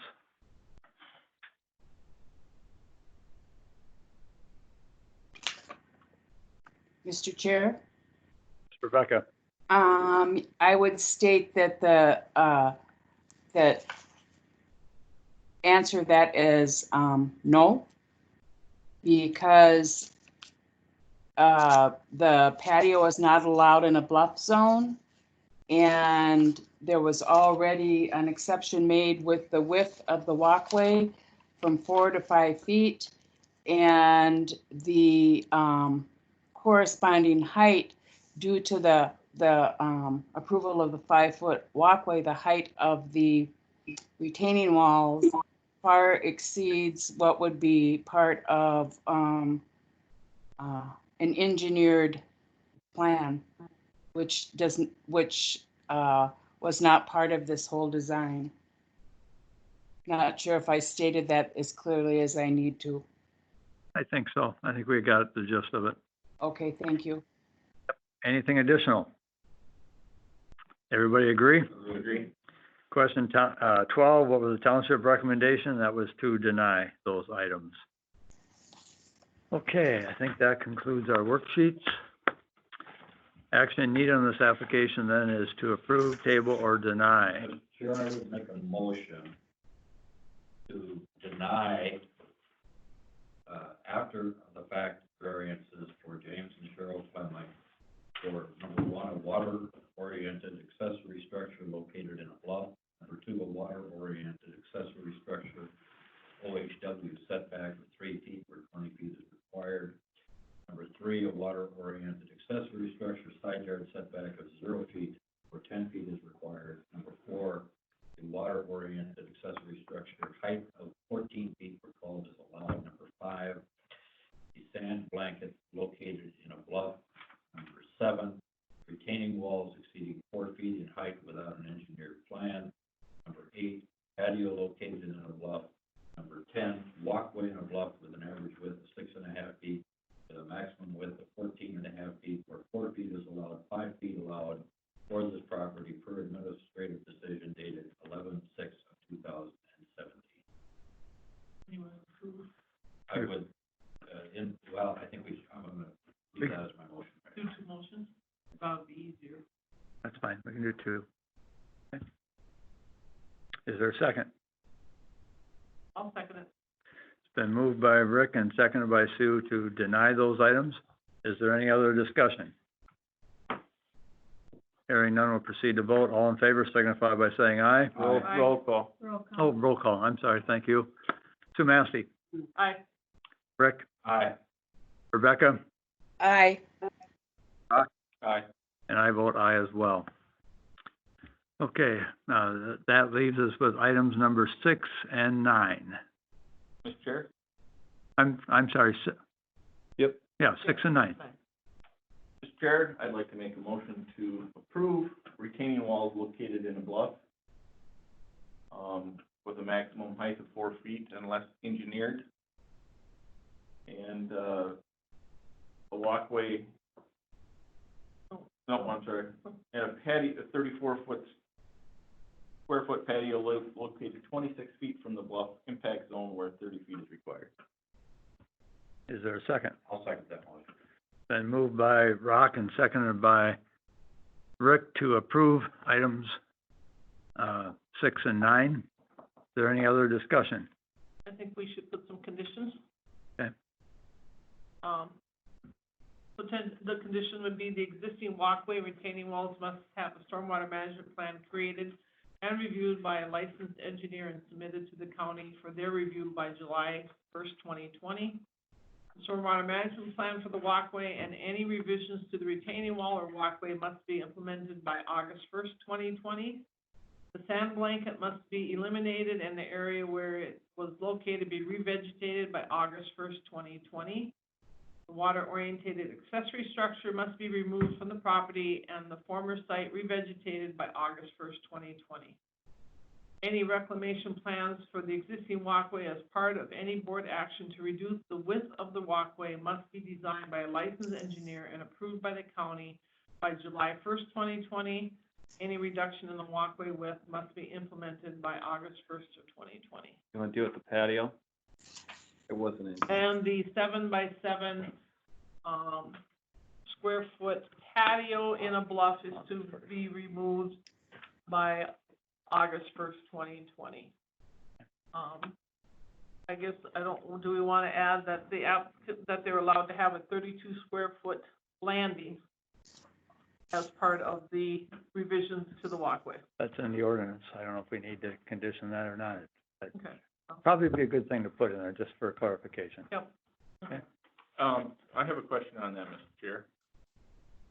So the landing is in reference to the radius on When they come down and they gotta turn and go a different direction, they're allowed a 32 square foot landing. in addition to the 5-foot walkway? Seems to me the 5-foot walkway would come into that and go out of that, but there'd be 32 square feet for them to turn around in. Okay. Any other discussion, or first off, are those conditions okay with you, Rob? Yes. You made the motion, and Rick, is Yes, that sir. okay with you? Okay. Any other discussion? Okay, can I ask a question, or? I didn't hear anything. Oh, you said, can I ask a question in this, at this time or not? So the question I would again have is that 32-foot radius going to be sufficient enough for a golf cart to turn, which is again what all this went, is that, again, I don't have any context, and I don't know if any of you do or not, in terms of why the path was in there in the first place was for a golf cart going up and down.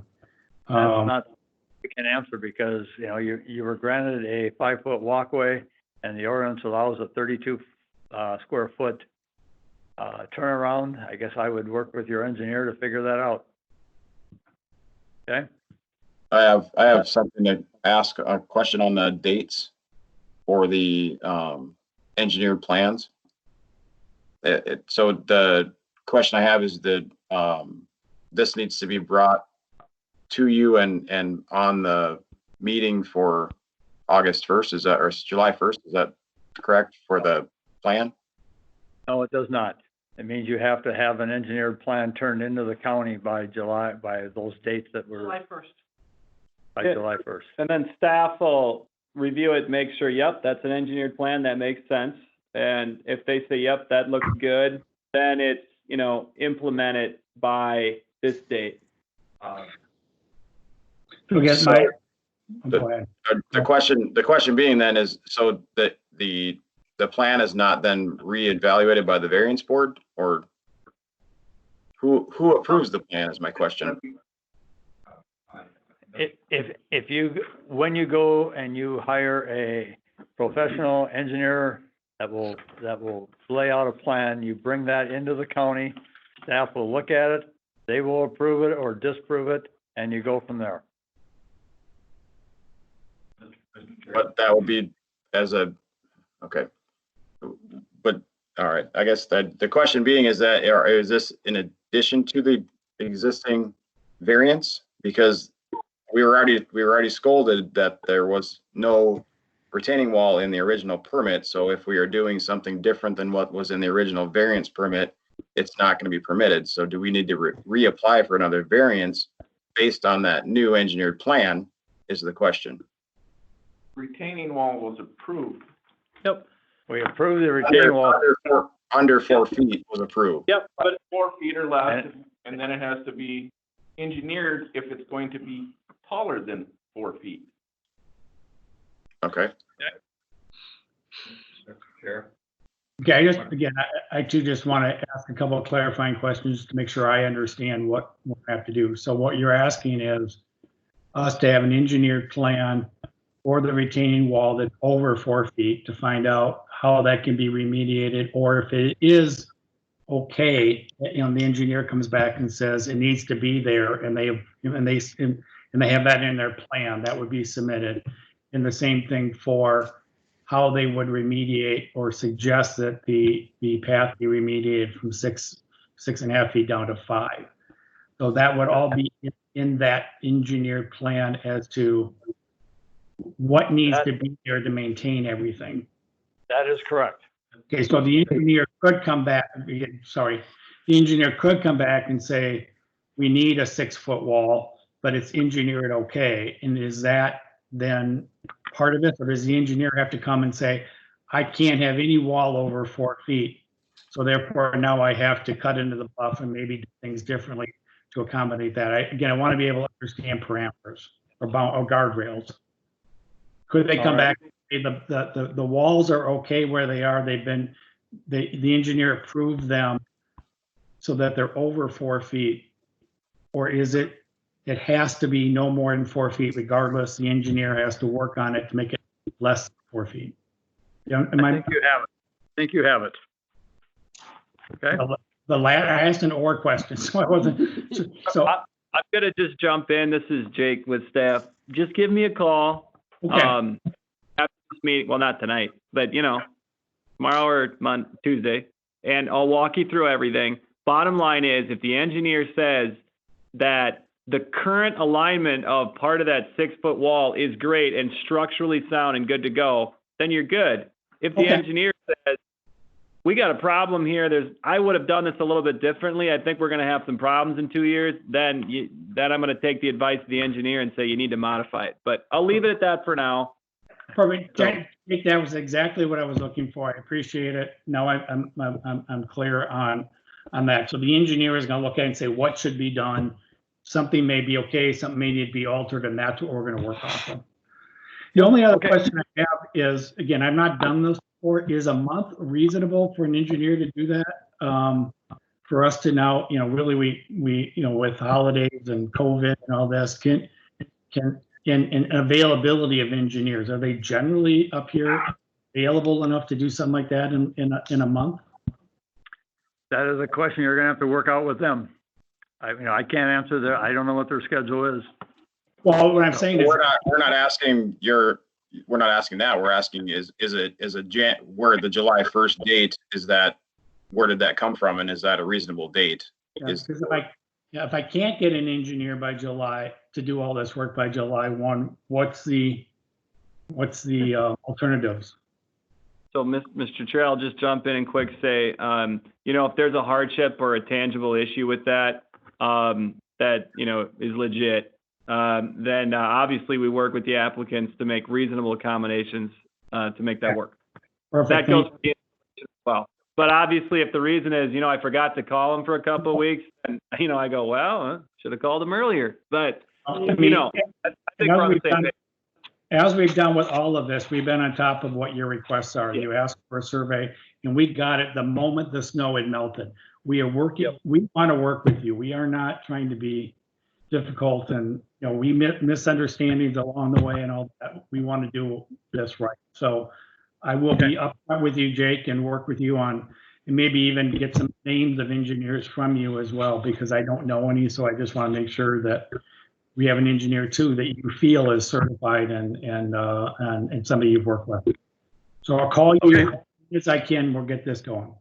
Mr. Chair? Yes, Rebecca? Mr. Chair, I think the broader context of this conversation as we're wrapping it up is too that we did when we look at number 10, we're talking about the maximum width is 5 feet, which is really going to require some redesign work. That is correct. I just think that's important to, take a step back, because the retaining wall it's interconnected with the 5-foot piece as well. That is correct. So they're going to need to see the whole picture. That was one of our concerns too, is granted, by narrowing it down to 5 feet, we are going to need to be doing additional bluff work here. So I know you've all taken that into consideration, and we will too, but to note that it's been stabilized for a couple of years, and now we're going to mess with it a little bit. But if we need to do that, we need to do that. Okay. I'm going to call the question. Sorry. Motion. I have one more question. Is on the date for moving the water-oriented accessory structure. In my notes, I had asked if there was any way we could do that over the winter on the ice. It's got skids on it. It is designed to be an ice house. Some people may question that. It is. And we can't move it up the bluff, but we would like to be able to move it onto the property up here on the top of the bluff, 10 feet off the property line.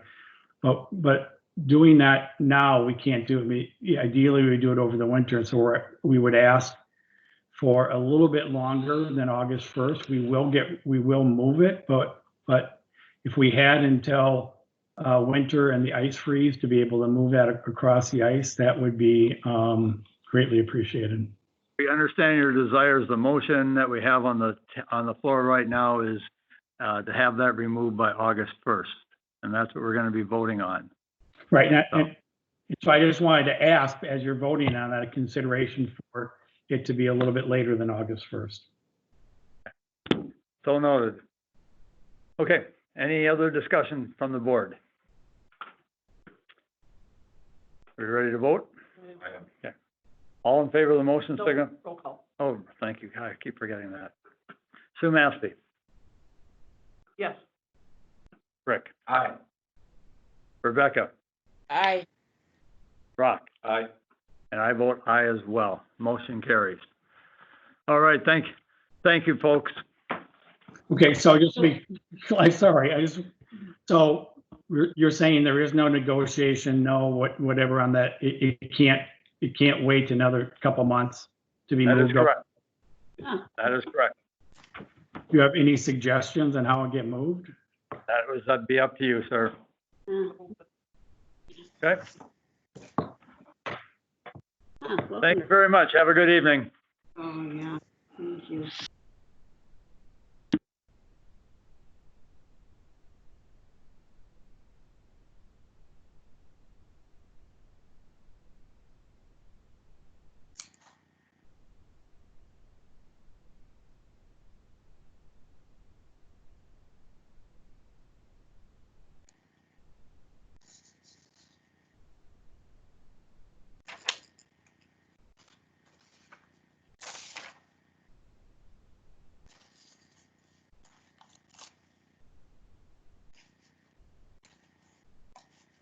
You guys still there?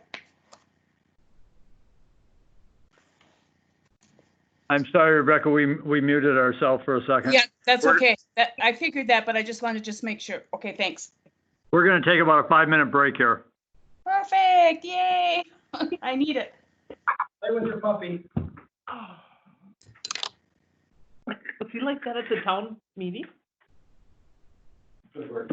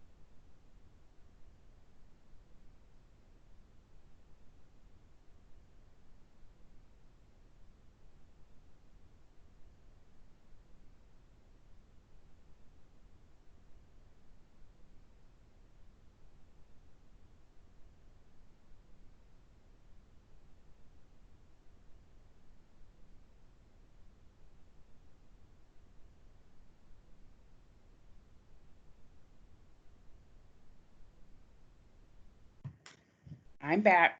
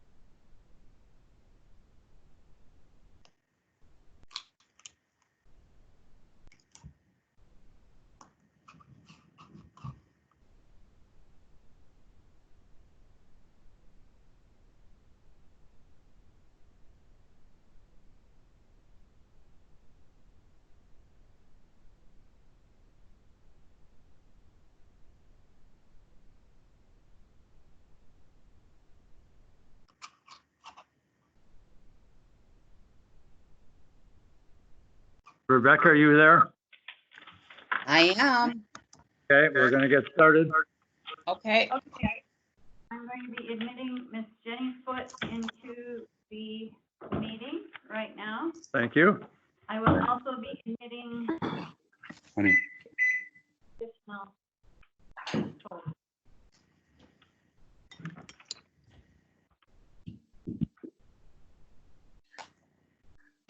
Okay. Carrie, we are, oh, nothing. What? He's there. Carrie, are you still there? He's there from WBR. Oh, Jenny's in. I see her. We're good. Hello. We're good. Okay, I think we're okay. Okay. Jennifer Foot, are you there? Yes, Okay. Welcome. Good evening. good evening. Would you please state your name and address for the record for us? Jennifer Foot, 31193 Ranchette Drive, Breezy Point, Minnesota, 56472. Thank you very much. Jake, would you read the request into the record for us? Certainly, Mr. Chair. I'm just gonna make sure I got the right screen on. There we go. The next applicant this evening is for Jennifer Foot at 10529 East Cree Bay Circle, Pequot Lakes, Minnesota, 56472. The requests are two separate requests, one for an after-the-fact variance for OHW setback of 38 feet to a proposed dwelling where 75 feet is required, and a variance side yard setback of 2 feet to a proposed septic holding tank where 10 feet is required, and this is to allow a 408 square feet, two-story mobile home and a septic tank, holding tank, per certificate of survey received on April 27th, 2020. All right, we're gonna move down in the survey. This is over here. It's on East Cree Bay Circle. It's a relatively primitive road, but it is still a public road right of way with a 35-foot setback from the edge of the road right of way. It's not maintained by the township, but it is a public dedicated road. East Cree Bay Lake East Cree Bay is over here, a general development lake. And here's the lot. It's a pretty small lot. The width at the end, I think it's a 50-foot lot at the end there. Am I right, applicant? 50-foot lot? Yes, Yeah, that's right. So it's about half the size of a traditional lot. There was an existing trailer, RV kind of park model home close to the property line setback. about, shoot, I can't read it very well. Was it 25 feet? Originally, yes, yeah. 26 feet, I'm good now, from OHW, pretty close to the property line, about 1.5 feet. They didn't have a permit for that. They are now proposing to move that back to be at about 38 feet, my mistake, 38 feet from OHW, and 408 square feet, and make it so it's meeting the property line setbacks. It will meet the road right-of-way, 35-foot setback, but it'll be in front of the building envelope. They also have a proposed septic holding tank. That'll be 2 feet from the side yard to give them some ample room for parking here. They're also proposing to reduce their impervious coverage, which is at 40.5%, get it down to 24%, meet the ordinance requirements by removing anything outside of this dark shaded proposed parking area, to remove this sort of lighter colored area, or really to add on the top of it maybe some black soil and seed it over and make sure it's functioning appropriately and stop driving on it. So that's a little bit on that. Some comments. Comment from Pelican Township received after publication. They do have concerns about the OHW setback. They would like it moved back further, concerned about numerous other setback issues. And you folks would have read those comments. No comments from the DNR or Lake Association. We did receive 2 public comments recently as well. One supportive, another unsupportive. And with that, I don't have anything else. Okay. Thank you, Jake. Does the applicant have any new information that has not been previously submitted that pertains to your property? No. Okay, thank you. We did an on-site. Who would like to give that report? Rebecca? Yes, I can do that. Thank you, Mr. Chair. We had an on-site visit on May 7th, 2020. Myself, Mr. Scogan, Ms. Maskey, and staff. And we noted several items on that on-site. The board members present noted that there looks to be adequate room to move the proposed septic tank and dwelling locations further away from the OHW. If the dwelling is moved approximately 12 feet back, the request for the OHW setback would change from 38 feet to 50 feet. There may also be adequate room to decrease the side yard encroachment of the proposed septic tank by potentially increasing the side yard setback request from 2 to 5 feet or more.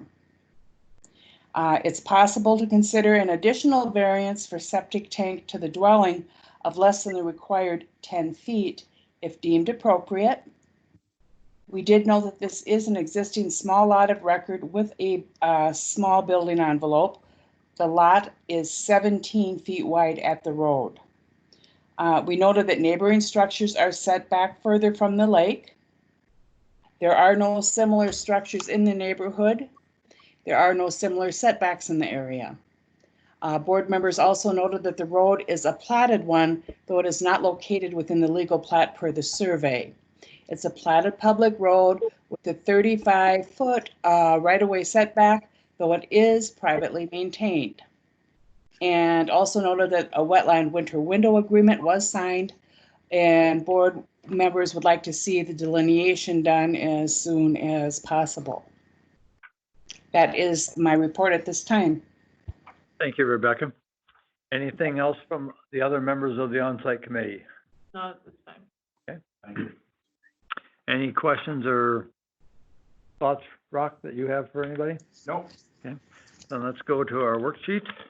Mr. Chair, may I ask a question? Absolutely. We're being requested to do it after the fact variance, which is a series of 10 questions, and in addition, a drawing series of 7 or so questions. Are we going to take the 2 issues separately? Bundle them together somehow. Could I add a comment? Sure. The wetland designated was done. That was on the survey, so that was done before we turned it in, so you should have record of that. Yeah. Okay. Thank you. So the two questions we have, OHW setback at 38 feet to the proposed dwelling where 75 is required, and the other one is a side yard setback at 2 feet for proposed septic tank, holding tank.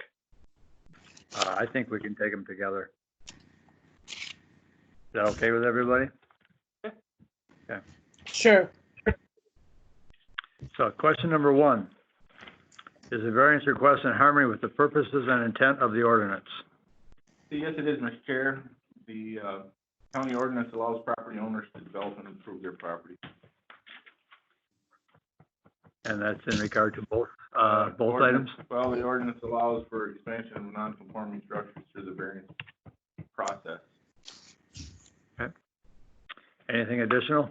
Mr. Chair, I'd also like to add that, this is an existing lot of record in the plat of Cree addition to Breezy Point Estates, which was established in 1965. Anything else? Everybody agree? Agree. Question 2, is the variance consistent with the comprehensive plan? I'd say yes, it is, Mr. Chair, and encourages residential development, providing housing options for different socioeconomic groups. Anything additional? Everybody agree? Agree. Question number 3, is property owner proposing to use the property in a reasonable manner not permitted by the land use ordinance? I think we can answer that. No to a 38-foot setback from the ordinary high water mark, as noted during the onsite. There was no structures located that close to Cree Bay. And how about the side yard setback?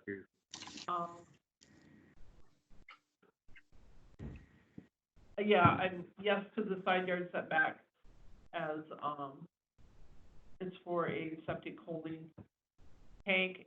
The proposed structure is meeting a 10-foot side yard setback. Agree? Everybody agree with that? Agree. Mr. Chair? Agree. Clarification if I might, please. Thank you, Stu, for the answer to that, which is a no to the 38 feet. Is there a time when we will consider a larger setback? 50 feet? Yeah. Okay, thank you. I would say yes to a 50-foot setback. Okay. There appears to be room to move the structure back 12 feet to meet a 50-foot setback. All right. Everybody agree with that? I agree. Mr. Chair, I have one question on that. Does that create a need for a variance to the proposed location of the holding tank? The 12 feet. The holding tank is 2 feet. Okay, 2 feet to side yard Structure, from the structure. because that's 10 feet, correct? yeah, it needs to be a minimum of 10 feet. I thought there was discussion at the onsite about 5 foot. if it moved a little bit closer, you would need to consider that I would request. be okay with a 5-foot setback from the structure to the, Holding tank. holding tank. That the holding tank would still have to be moved back, but that would give them a little bit of, area to work with. Okay. So I understand that the motion is to say no to the 38 feet. No to the 38-foot setback. No to 38 feet, yes to 50 feet, And yes to 5 feet or so. 5 feet setback from the or more. structure to the holding tank, and a 2-foot side yard setback for the holding tank. Anything else? Well, I would just say that there was no variance request to a septic holding tank to a dwelling, so we would be creating a variance at this meeting. I don't know, do you want me to administrative decision that, or, anyway, Yeah, I would request that staff do an administrative decision regarding if the 5-foot setback from the structure to the holding tank is approved, that there's an administrative decision done on that Everybody agree? Agree. Agreed. Question 4, is the need for a variance due to circumstances unique to the property and not created by the property owner? I'd say yes, it is, Mr. Chair. It's existing, lot of record created prior to zoning in 1970, and it has a very small building envelope. Okay, thank you, Rock. Anything additional? Everybody agree? Agreed. Question 5, will the issuance of a variance maintain the essential character of the locality?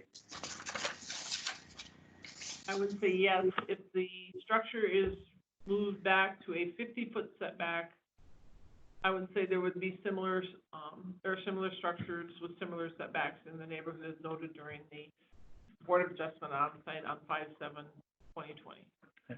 Thank you, Sue. Anything additional? I would say no to the 38 as there was no structures that close to the lake, as noted during the on-site. Everybody agree? Agreed. Question 6, does the need for a variance involve more than economic considerations? I would say yes, the implementation of a stormwater management plan will help protect the water quality of Pelican Lake. And there's also a proposal to decrease the impervious coverage from 49 to 24. Anything else? Everybody agree? Agree. Agreed. Question 7, township recommendation was to deny the OHW setback, is that correct? Well, they expressed concerns. I would say it's in effect a denial. I Okay, mean, yeah, all right. yeah. Question number 8. Yeah. We just did 7. You have to do number 7 for the 38-foot. You missed that one. On the after the fact. I'm on the after the.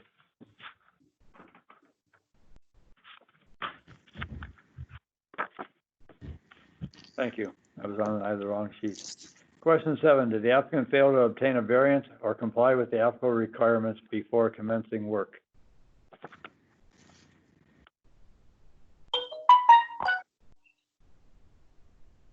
I would say, yes, the applicant failed to obtain a variance or comply with applicable requirements before placing the park model on the property.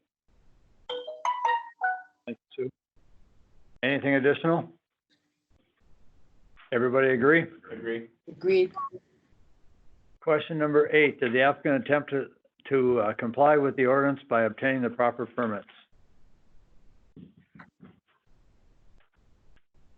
I would say no, there was no building permit obtained for the placement of the structure or the installation of they had a septic holding tank? Oh, they had a different solution, a Okay. temporary RV tank. I would say there was no permits obtained. Anything additional? Everybody agree? Agreed. Question 9, did the applicant make a substantial investment in or improvement to the property?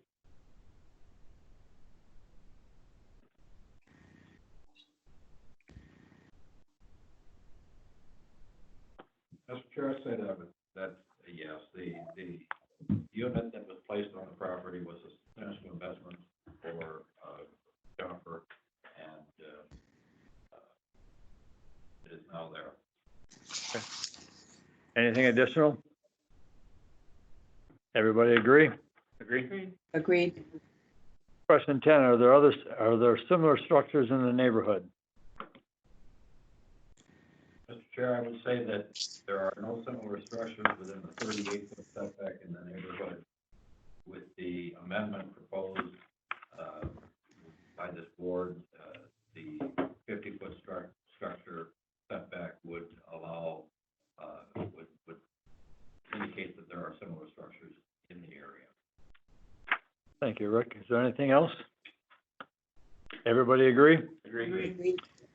Question 11, would the minimum benefits to the county appear to be far outweighed by the detriment the applicant would suffer if forced to move or remove the structure?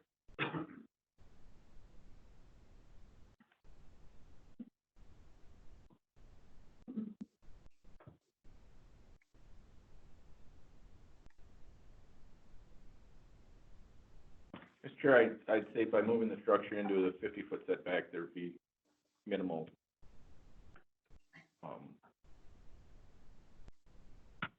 detriment to the county.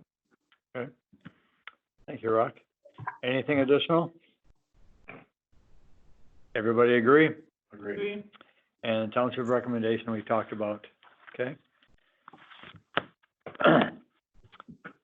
Any other pertinent issues? Hearing none, action needed on this application then is to approve, table, or deny. Mr. Chair, I would make a motion to approve, to deny the OHW setback of 38 feet for an after-the-fact variance to the proposed dwelling where 75 feet is required.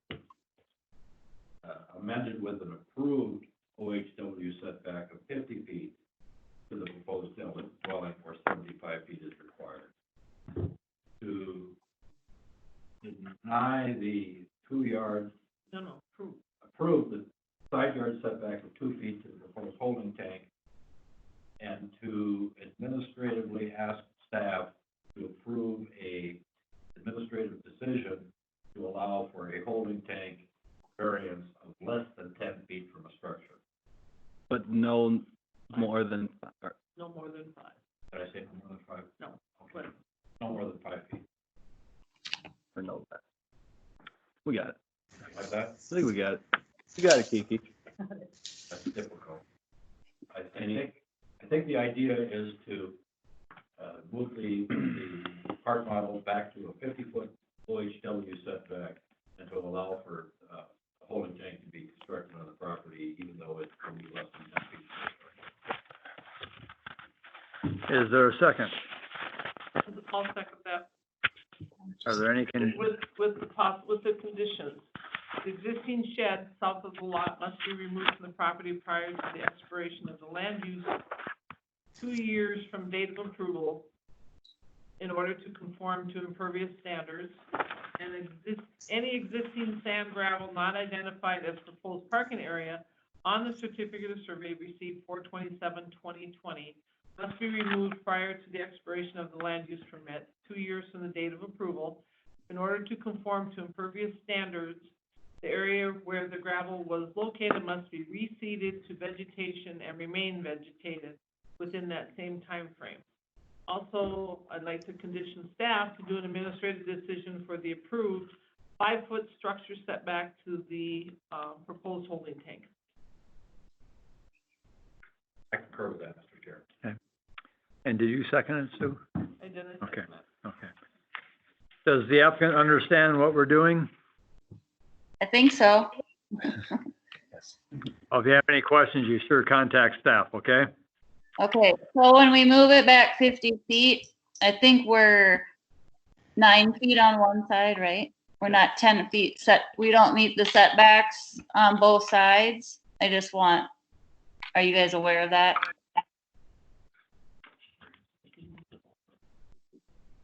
I think it was by a foot. We'll be roughly 9 feet from the north side property line. I could do another decision if you want. If that's true. Then Yeah, it won't meet 10 feet on both sides by moving it back. We're a foot off. another decision, if that's true. And if we could go to the, what side? The south property line versus the north property line with that 9-foot side setback. So we can get a vehicle by there, through there, otherwise there's not enough room to. If we ever had to move the trailer out or replace it or do anything like that, it would give us a little bit more of a cushion to be able to get in there without crossing the neighbor's property. Sorry. You guys made the motion. What do you want to do? Table it for an updated survey. I would be comfortable, Chair, with we're totally aware that this is an unusual small lot. And we're requiring them to move the park model back to 50 feet. And I am personally okay with an encroachment of less than 10 feet on any side yard setback and have it administrative feet. variance. 9 feet 9 feet, on the north property line. yes. Does the applicant understand that? Well, we would like the variance for the 9 feet from the south property line. Because that'll be the side that the septic tank's on, so that would allow us a little bit more room on the north side to get something to, because the hitch is on the front on the lake side. If we ever had to move it off of there, we could get around on that side versus going over top of the septic tank or the holding tank. Mr. Chair, if it's okay with Rick, who made the motion, I'd like to add, to approve a 9-foot side yard setback to the south property line. The fact that we are requesting that the, structure be moved back to a 50-foot setback, and just instruct staff to, I'll add that to condition number 3, is to include that 9-foot side yard setback on the south property line in the administrative decision for the 5-foot setback for the structure to the holding tank.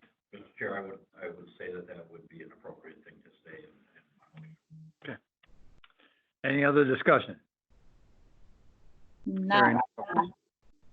Hearing none, we'll proceed to vote. All in favor of the motion signify by saying aye. Aye. Nope, roll call. I'm sorry.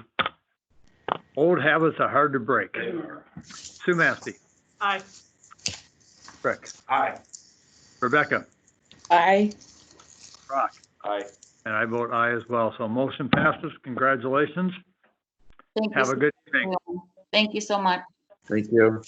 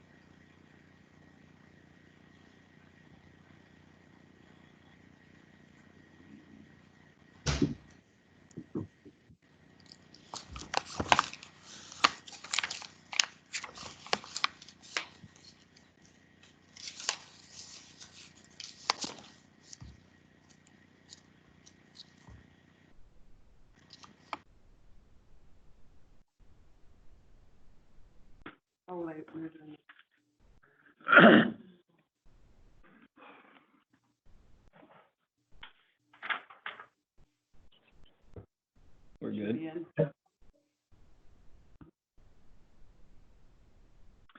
Good evening. Can you hear us?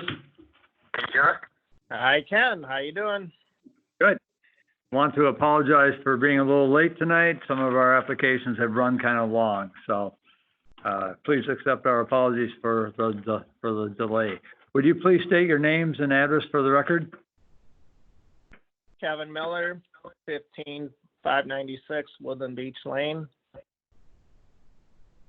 Okay. Is there anybody else on the call? Patty Miller. Same address? 15596 Woodland Beach Yep. Lane, yep. Okay. All right, Jake, would you read the request into the record for us? Certainly, Mr. Chair and members of the board. Next applicant is for WBR Inc.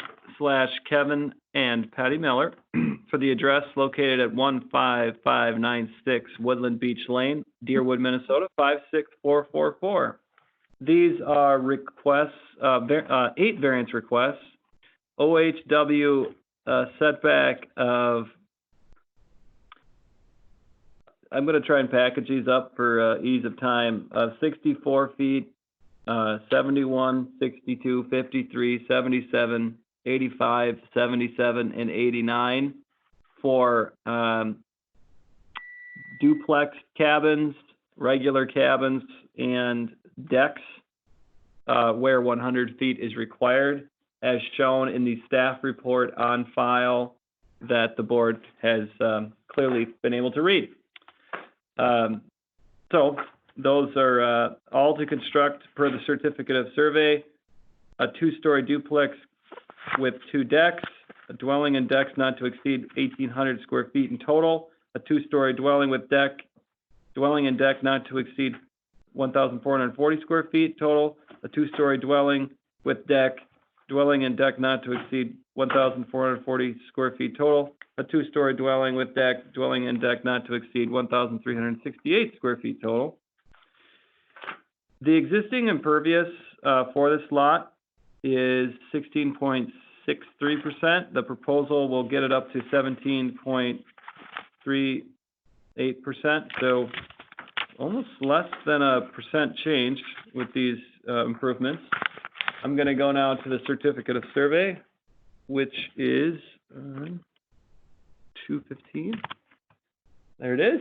There's the existing condition of the resort, I believe. And so we're going to shift now to the proposal, which shifts the existing condition in the background in very light gray.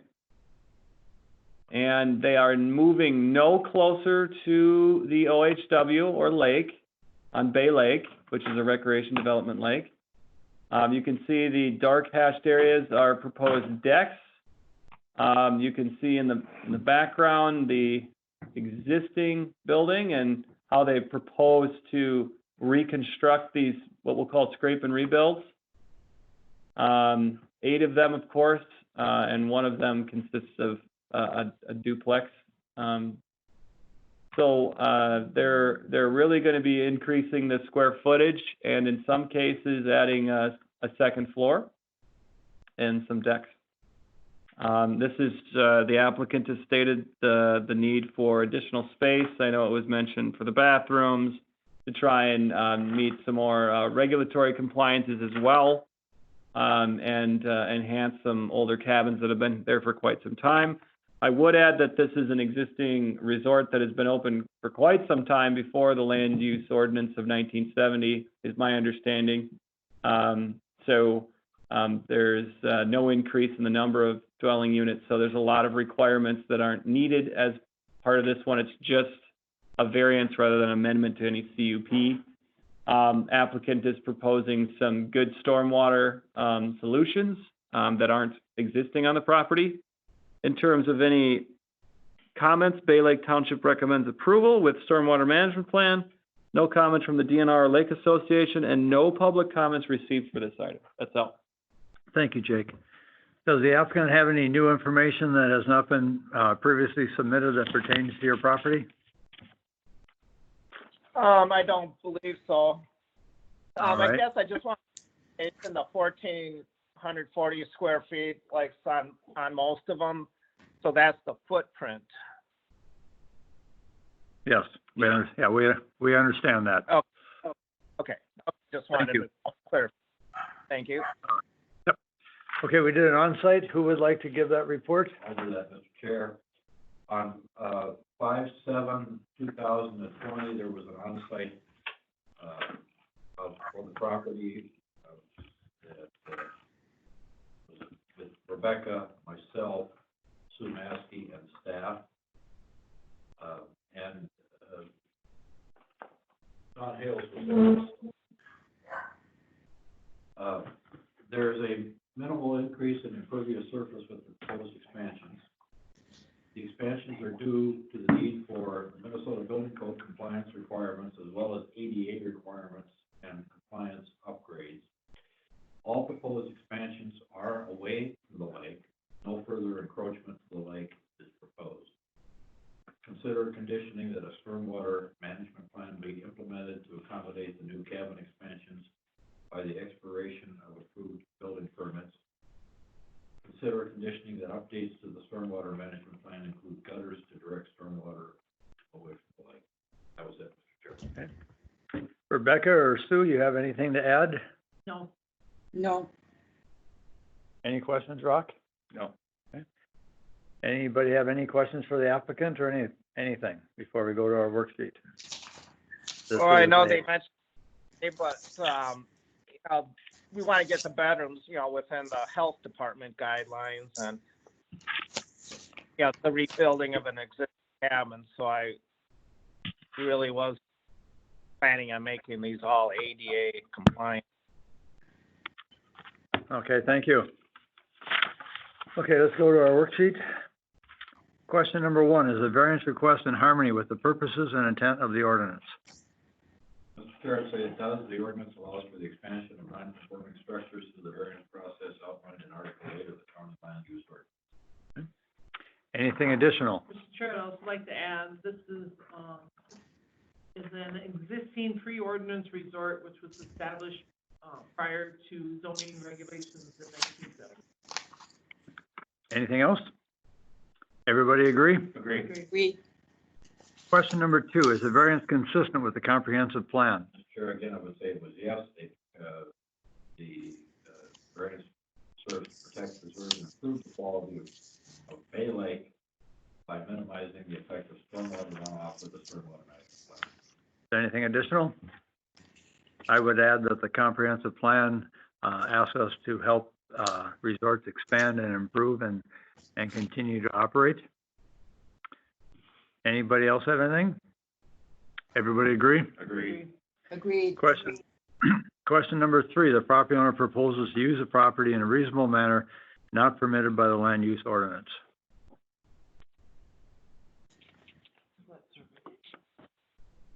I see it, Mr. Chair.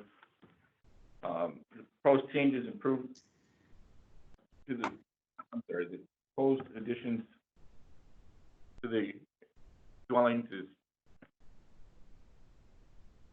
improving the resort with new accommodations for guests, and there's no further encroachment to the lake.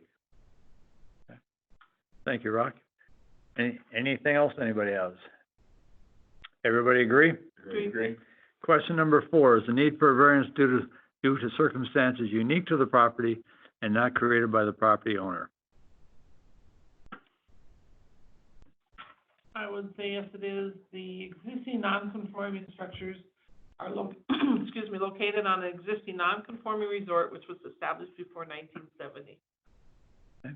And the new proposed structures will have no further encroachment onto the lake than what the existing structures are. Thank you, Sue. Anything additional? Everybody agree? Agreed. Question number 5, will the issuance of a variance maintain the essential character of the locality? Mr. Chair, I'd say the answer to that is yes. The multiple square foot additions to this property are minimal additions to the existing legal non-conforming structures on the property. Okay. Anything additional? Just like to add, the proposed structures are located in the approximate location of the non-conforming structures with no further encroachment. Okay. Question number 6. Does the need for a variance involve more than economic considerations? I would say yes, the implementation of a stormwater management plan will help protect the water quality of Bay Lake. Anything additional? Mr. Chair, I would say in addition to that, there's a minimal increase in impervious surface from 16.6% to 17.38%. Okay. Anything else? Everybody agree? Agreed. Question number 7, what township recommendation was to approve? Are there any other permanent findings? Hearing none, action needed on this application then is to approve, table, or deny. Mr. Chair, I'd like to make a motion to approve the variance request for an OHW setback of 64 feet to propose duplex cabins 1 and 2 where 100 feet is required. An OHW setback of 71 feet to propose deck for duplex cabins 1 and 2 where 100 feet is required. An OHW setback of 62 feet to propose cabin number 5 where 100 feet is required. OHW setback of 53 feet to propose deck for cabin number 5 where 100 feet is required. OHW setback of 77 feet to propose deck for cabin 14 where 100 feet is required.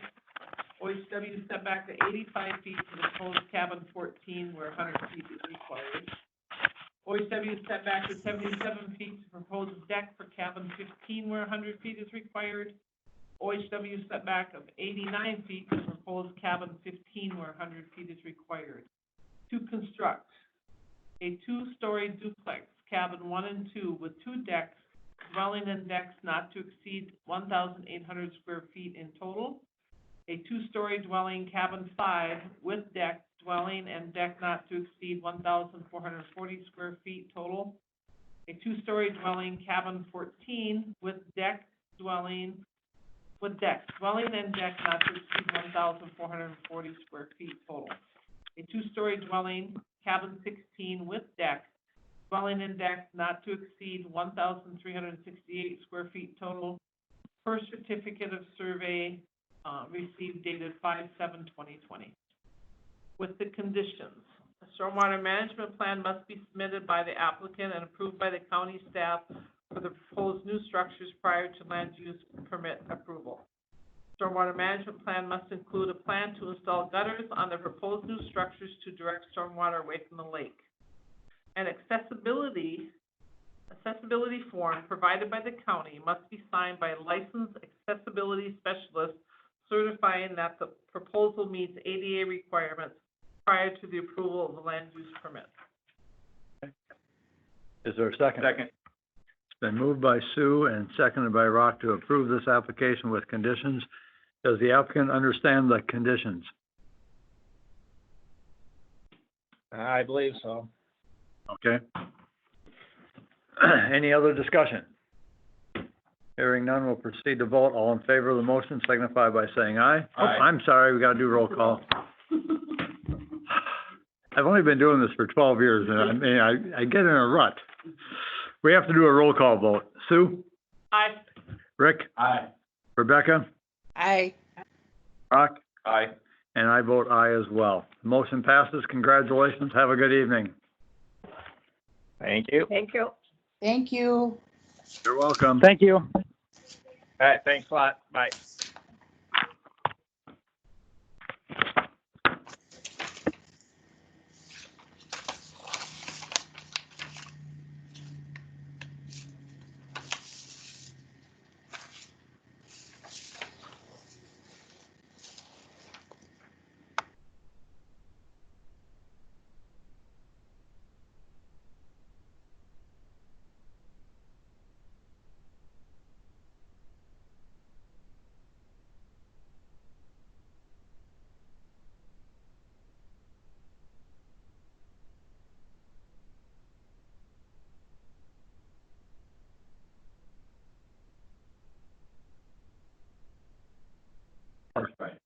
Becky, Your turn. Becky, did you hear me? You gotta earn your Yes. motion.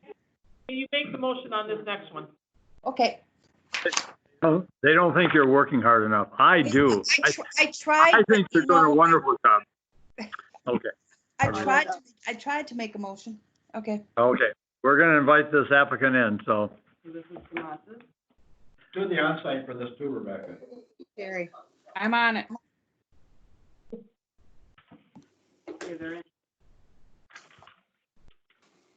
Terry and Vivian, are you there? Hi, yes, we are. Yes, we are.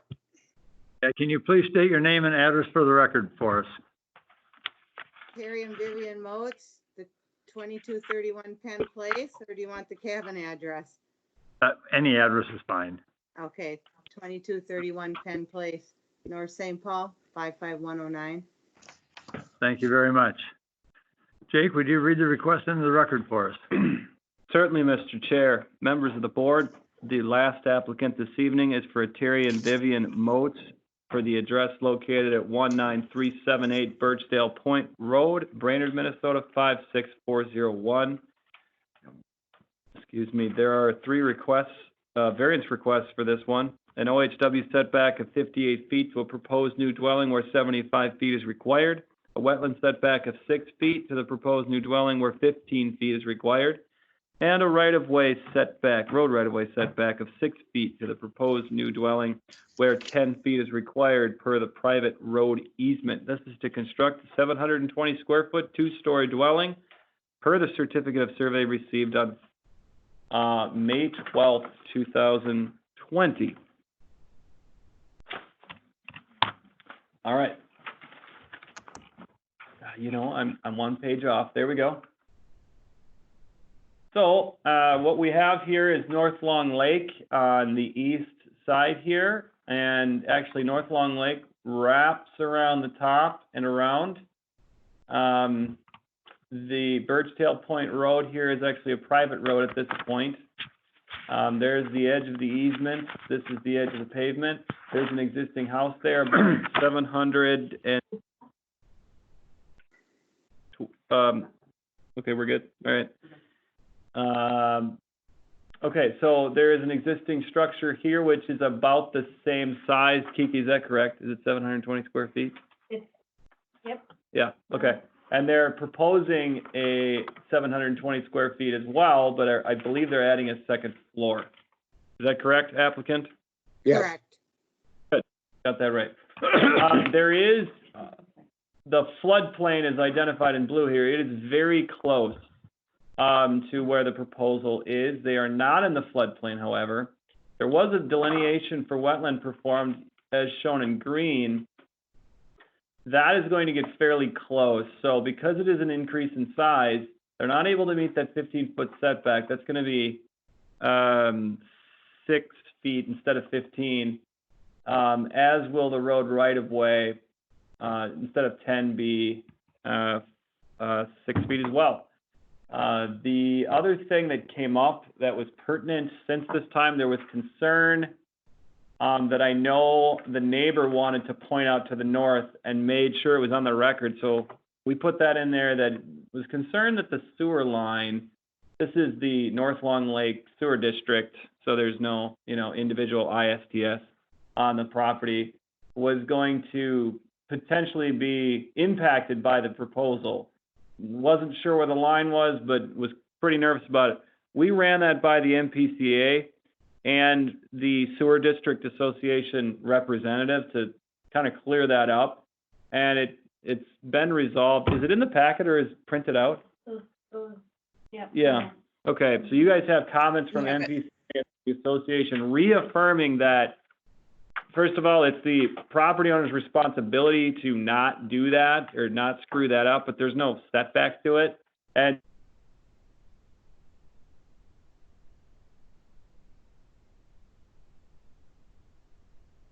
I lost you.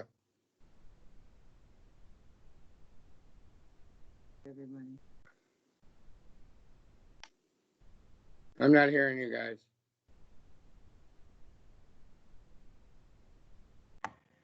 Can you hear me? I can hear you now. Okay, I don't think we can hear. This happened on one other applicant earlier. We're having a little bit of audio difficulty. Let me send a message to let them know what happened again. Okay. Okay, sorry Yep. about this. That's okay. Technology is awesome when it works. Yeah, right. This is pretty cool, actually.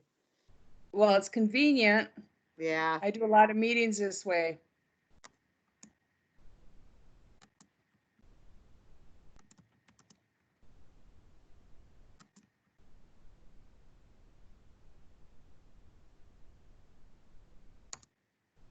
Okay.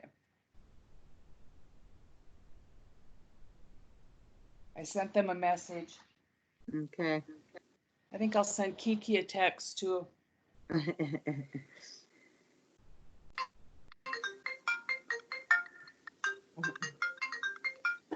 Hello? Yes. I got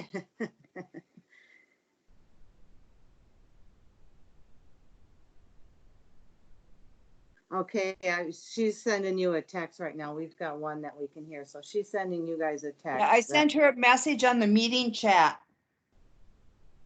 Okay. Okay, sounds great. Thanks. Yeah, bye. They're working on it, right? Yep, they're gonna try to get us all together again. It's interesting. I don't know what's gone. This is our, third or fourth meeting that we've done as a board. We had a couple working things, revising some language on some ordinances and stuff, but this is the first time we've had an issue with the audio. So you're just so special. That's why you saved us for last. Yeah, well, it happened earlier too. No, this is, we've never done this before, so Yeah, it's pretty cool and Is she as a back whole, in? there aren't that many problems. somebody's here. Hello? Hello? Are you there? Hi. We're here again. Okay, I apologize for two things. Our phone lines are crashing tonight, and that's why we are running late, so I apologize for the phone lines. There's nothing we can do about it, and that's why you're kind of running behind tonight, so. Don't worry about Uh, it. Appreciate You it. want to pick up where we left off? We were having a nice Yep. conversation. It wasn't a problem. Well, this is Jake from county staff. I'm not sure how far I got. You probably heard me read the request into record, correct? We heard you where you got to Tommy bringing up the sewer line.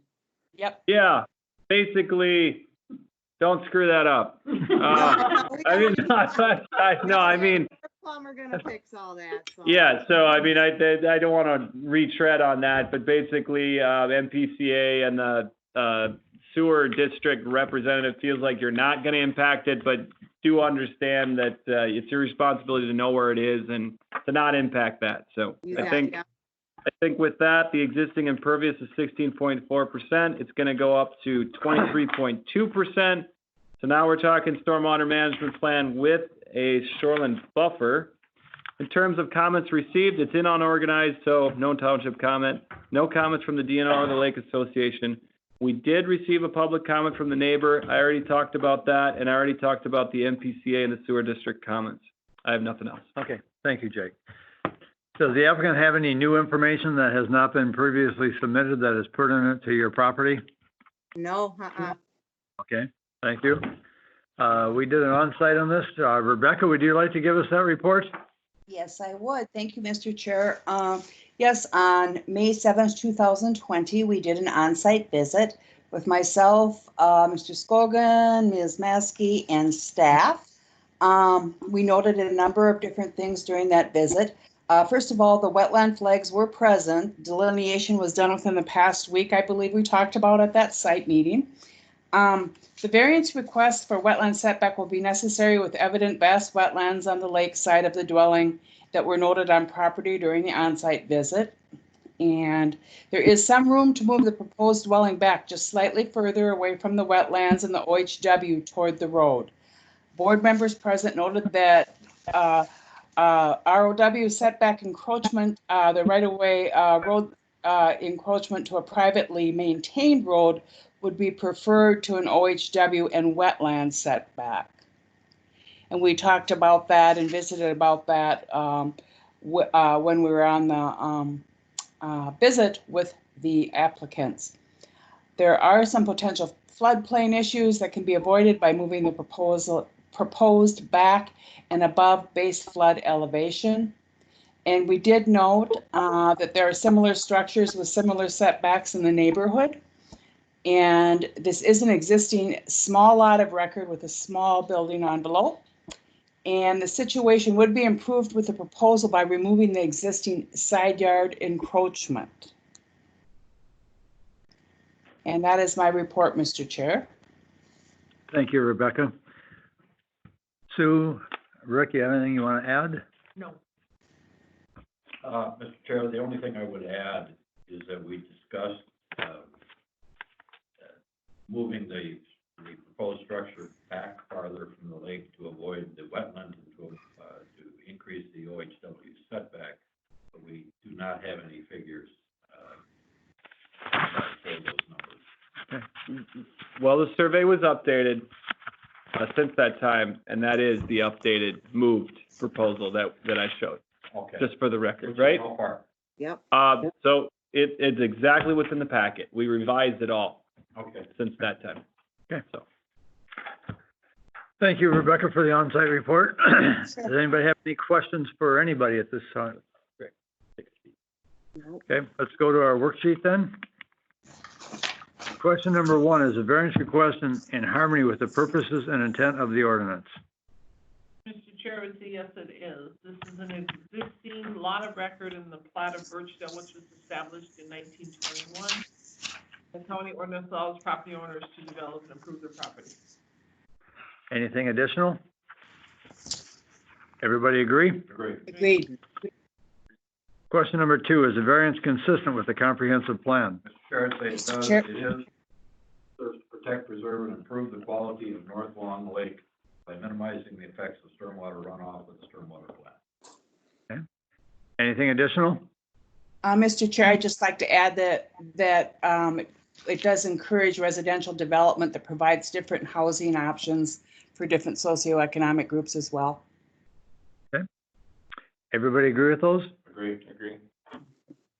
Question number 3, is the property owner proposing to use the property in a reasonable manner not permitted by the land use ordinance?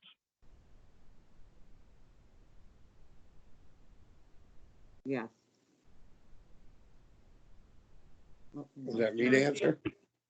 There are similar structures and land uses in the neighborhood with similar setbacks as noted during the Board of Adjustment onsite on 5/7/2020. Okay. Anything additional? Everybody agree? Agree. Question number 4, is the need for a variance due to circumstances unique to the property and not created by the property owner? Mr. Chair, I'd say it is. Yes, it's an existing lot of record with a small building envelope. Anything additional? Everybody agree? Agree. Question number 5, will the issuance of a variance maintain the essential character of the locality? I say yes, it will, Mr. Chair. There are similar structures with similar land use patterns in the property vicinity. Anything additional? I'd just like to add that the proposed structure will be moved over to meet the 10-foot side yard setback with the existing non-conforming structure does not meet the 10-foot side yard setback. Okay. Everybody agree? Agree. We, Question number 6, does the need for a variance involve more than economic considerations?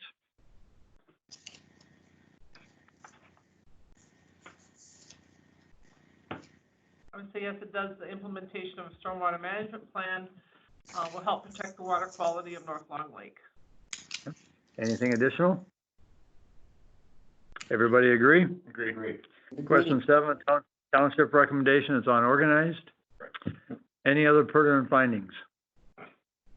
Hearing none, action needed on this application then is to approve, table, or deny. Mr. Chair, I would like to make a motion to approve the request for variances for an OHW setback of 58 feet to the proposed new dwelling where 75 feet is required, and a wetland setback of 6 feet to the proposed new dwelling where 15 feet is required, and a right-of-way setback, road right-of-way setback of 6 feet to the proposed new dwelling where 10 feet is required per private road easement to construct a 720 square foot, 2-story dwelling per certificate of survey received 5/12/2020. Okay. Is there a second? Been moved by Rebecca and seconded by Rock. Is there any other discussion? Conditions? Is there any conditions? Condition. Mr. Chair, I think we should put the condition on the wetland boundary must be clearly marked during and immediately after construction activity until soils and site is stabilized. A silt fence must be installed no closer than 1 foot behind, this is roadside, the delineated wetland line in order to prevent any grading or soil movement from impacting the wetland towards the east. The silt fence must be properly installed prior to the start of construction and stretching across the entire property width. The proposed new structure must not be placed any lower than the existing grade, or at a minimum must be located above the base flood elevation in order to avoid FEMA floodplain county ordinance requirements. Is that okay with you, Rebecca? Absolutely. Rock? Yep. Okay. Does the applicant understand those conditions? Yeah, we hardly hear, but yeah, we will do what we need to do, so absolutely. Okay, thank you. Any other discussion? Hearing none, we'll proceed to vote. All in favor of the motion signify by, oh, there it is. We're going to proceed to vote here. Sue? Aye. Rick? Aye. Rebecca? Aye. Rock? Aye. And I vote aye as well. Congratulations, motion passes. Thank Thank you. Have a good evening.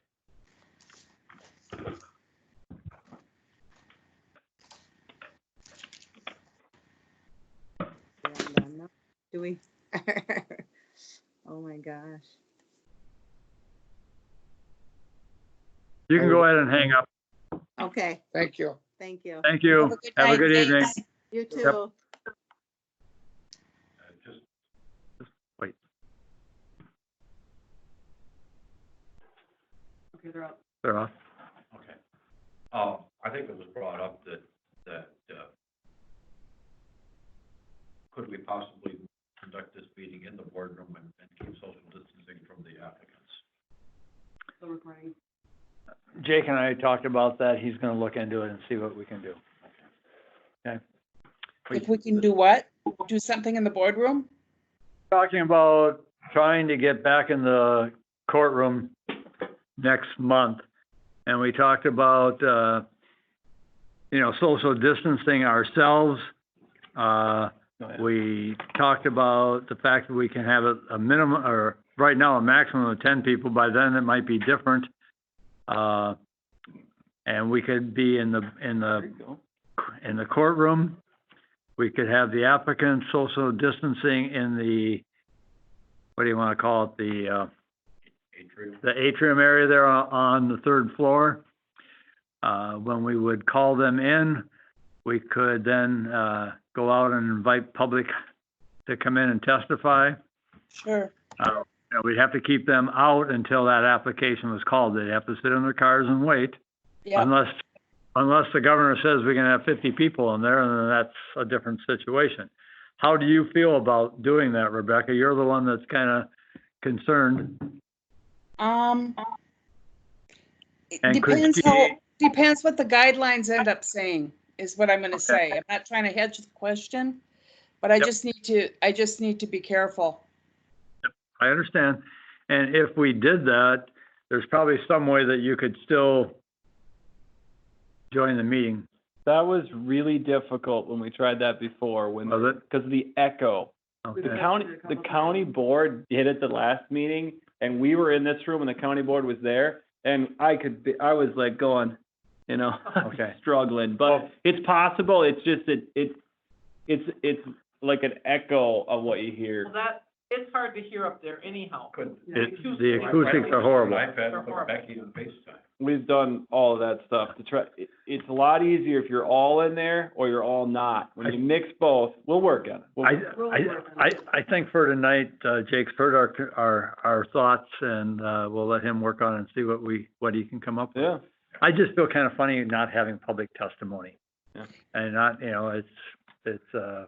I agree with that. I agree with that. And as long as we can, keep the 6 feet and keep, I can certainly wear a mask, whatever. I just want to know hear what the guidelines are for those kinds of things, but it's a lot better when we're all there. It is. Yep. And then tonight I was really glad that I didn't lose the applicant's audio, because at least we could chat a little bit, Sure. Yep. Motion to adjourn? Nope, not yet. When's the next onsite? June 4th, What is it? June 4th. That's What do we on got? sites, right? June 4th for on-sites, Rebecca. Okay. Do you think we're gonna be able to, we'll probably still be driving separately on that then? Probably, because it's pretty Yeah. tough to social distance with 5 or 6 people in a car. Mhm. Tie a couple on the top. Yeah, we could do that. Yeah, we could tie Jake and Kiki up on the roof, and I could drive. Luggage carrier type situation. No, you too. Oh, U-turns then. Not if I'm on the roof. He's right. He's right. I have one other item on matters not on the agenda I just want to address.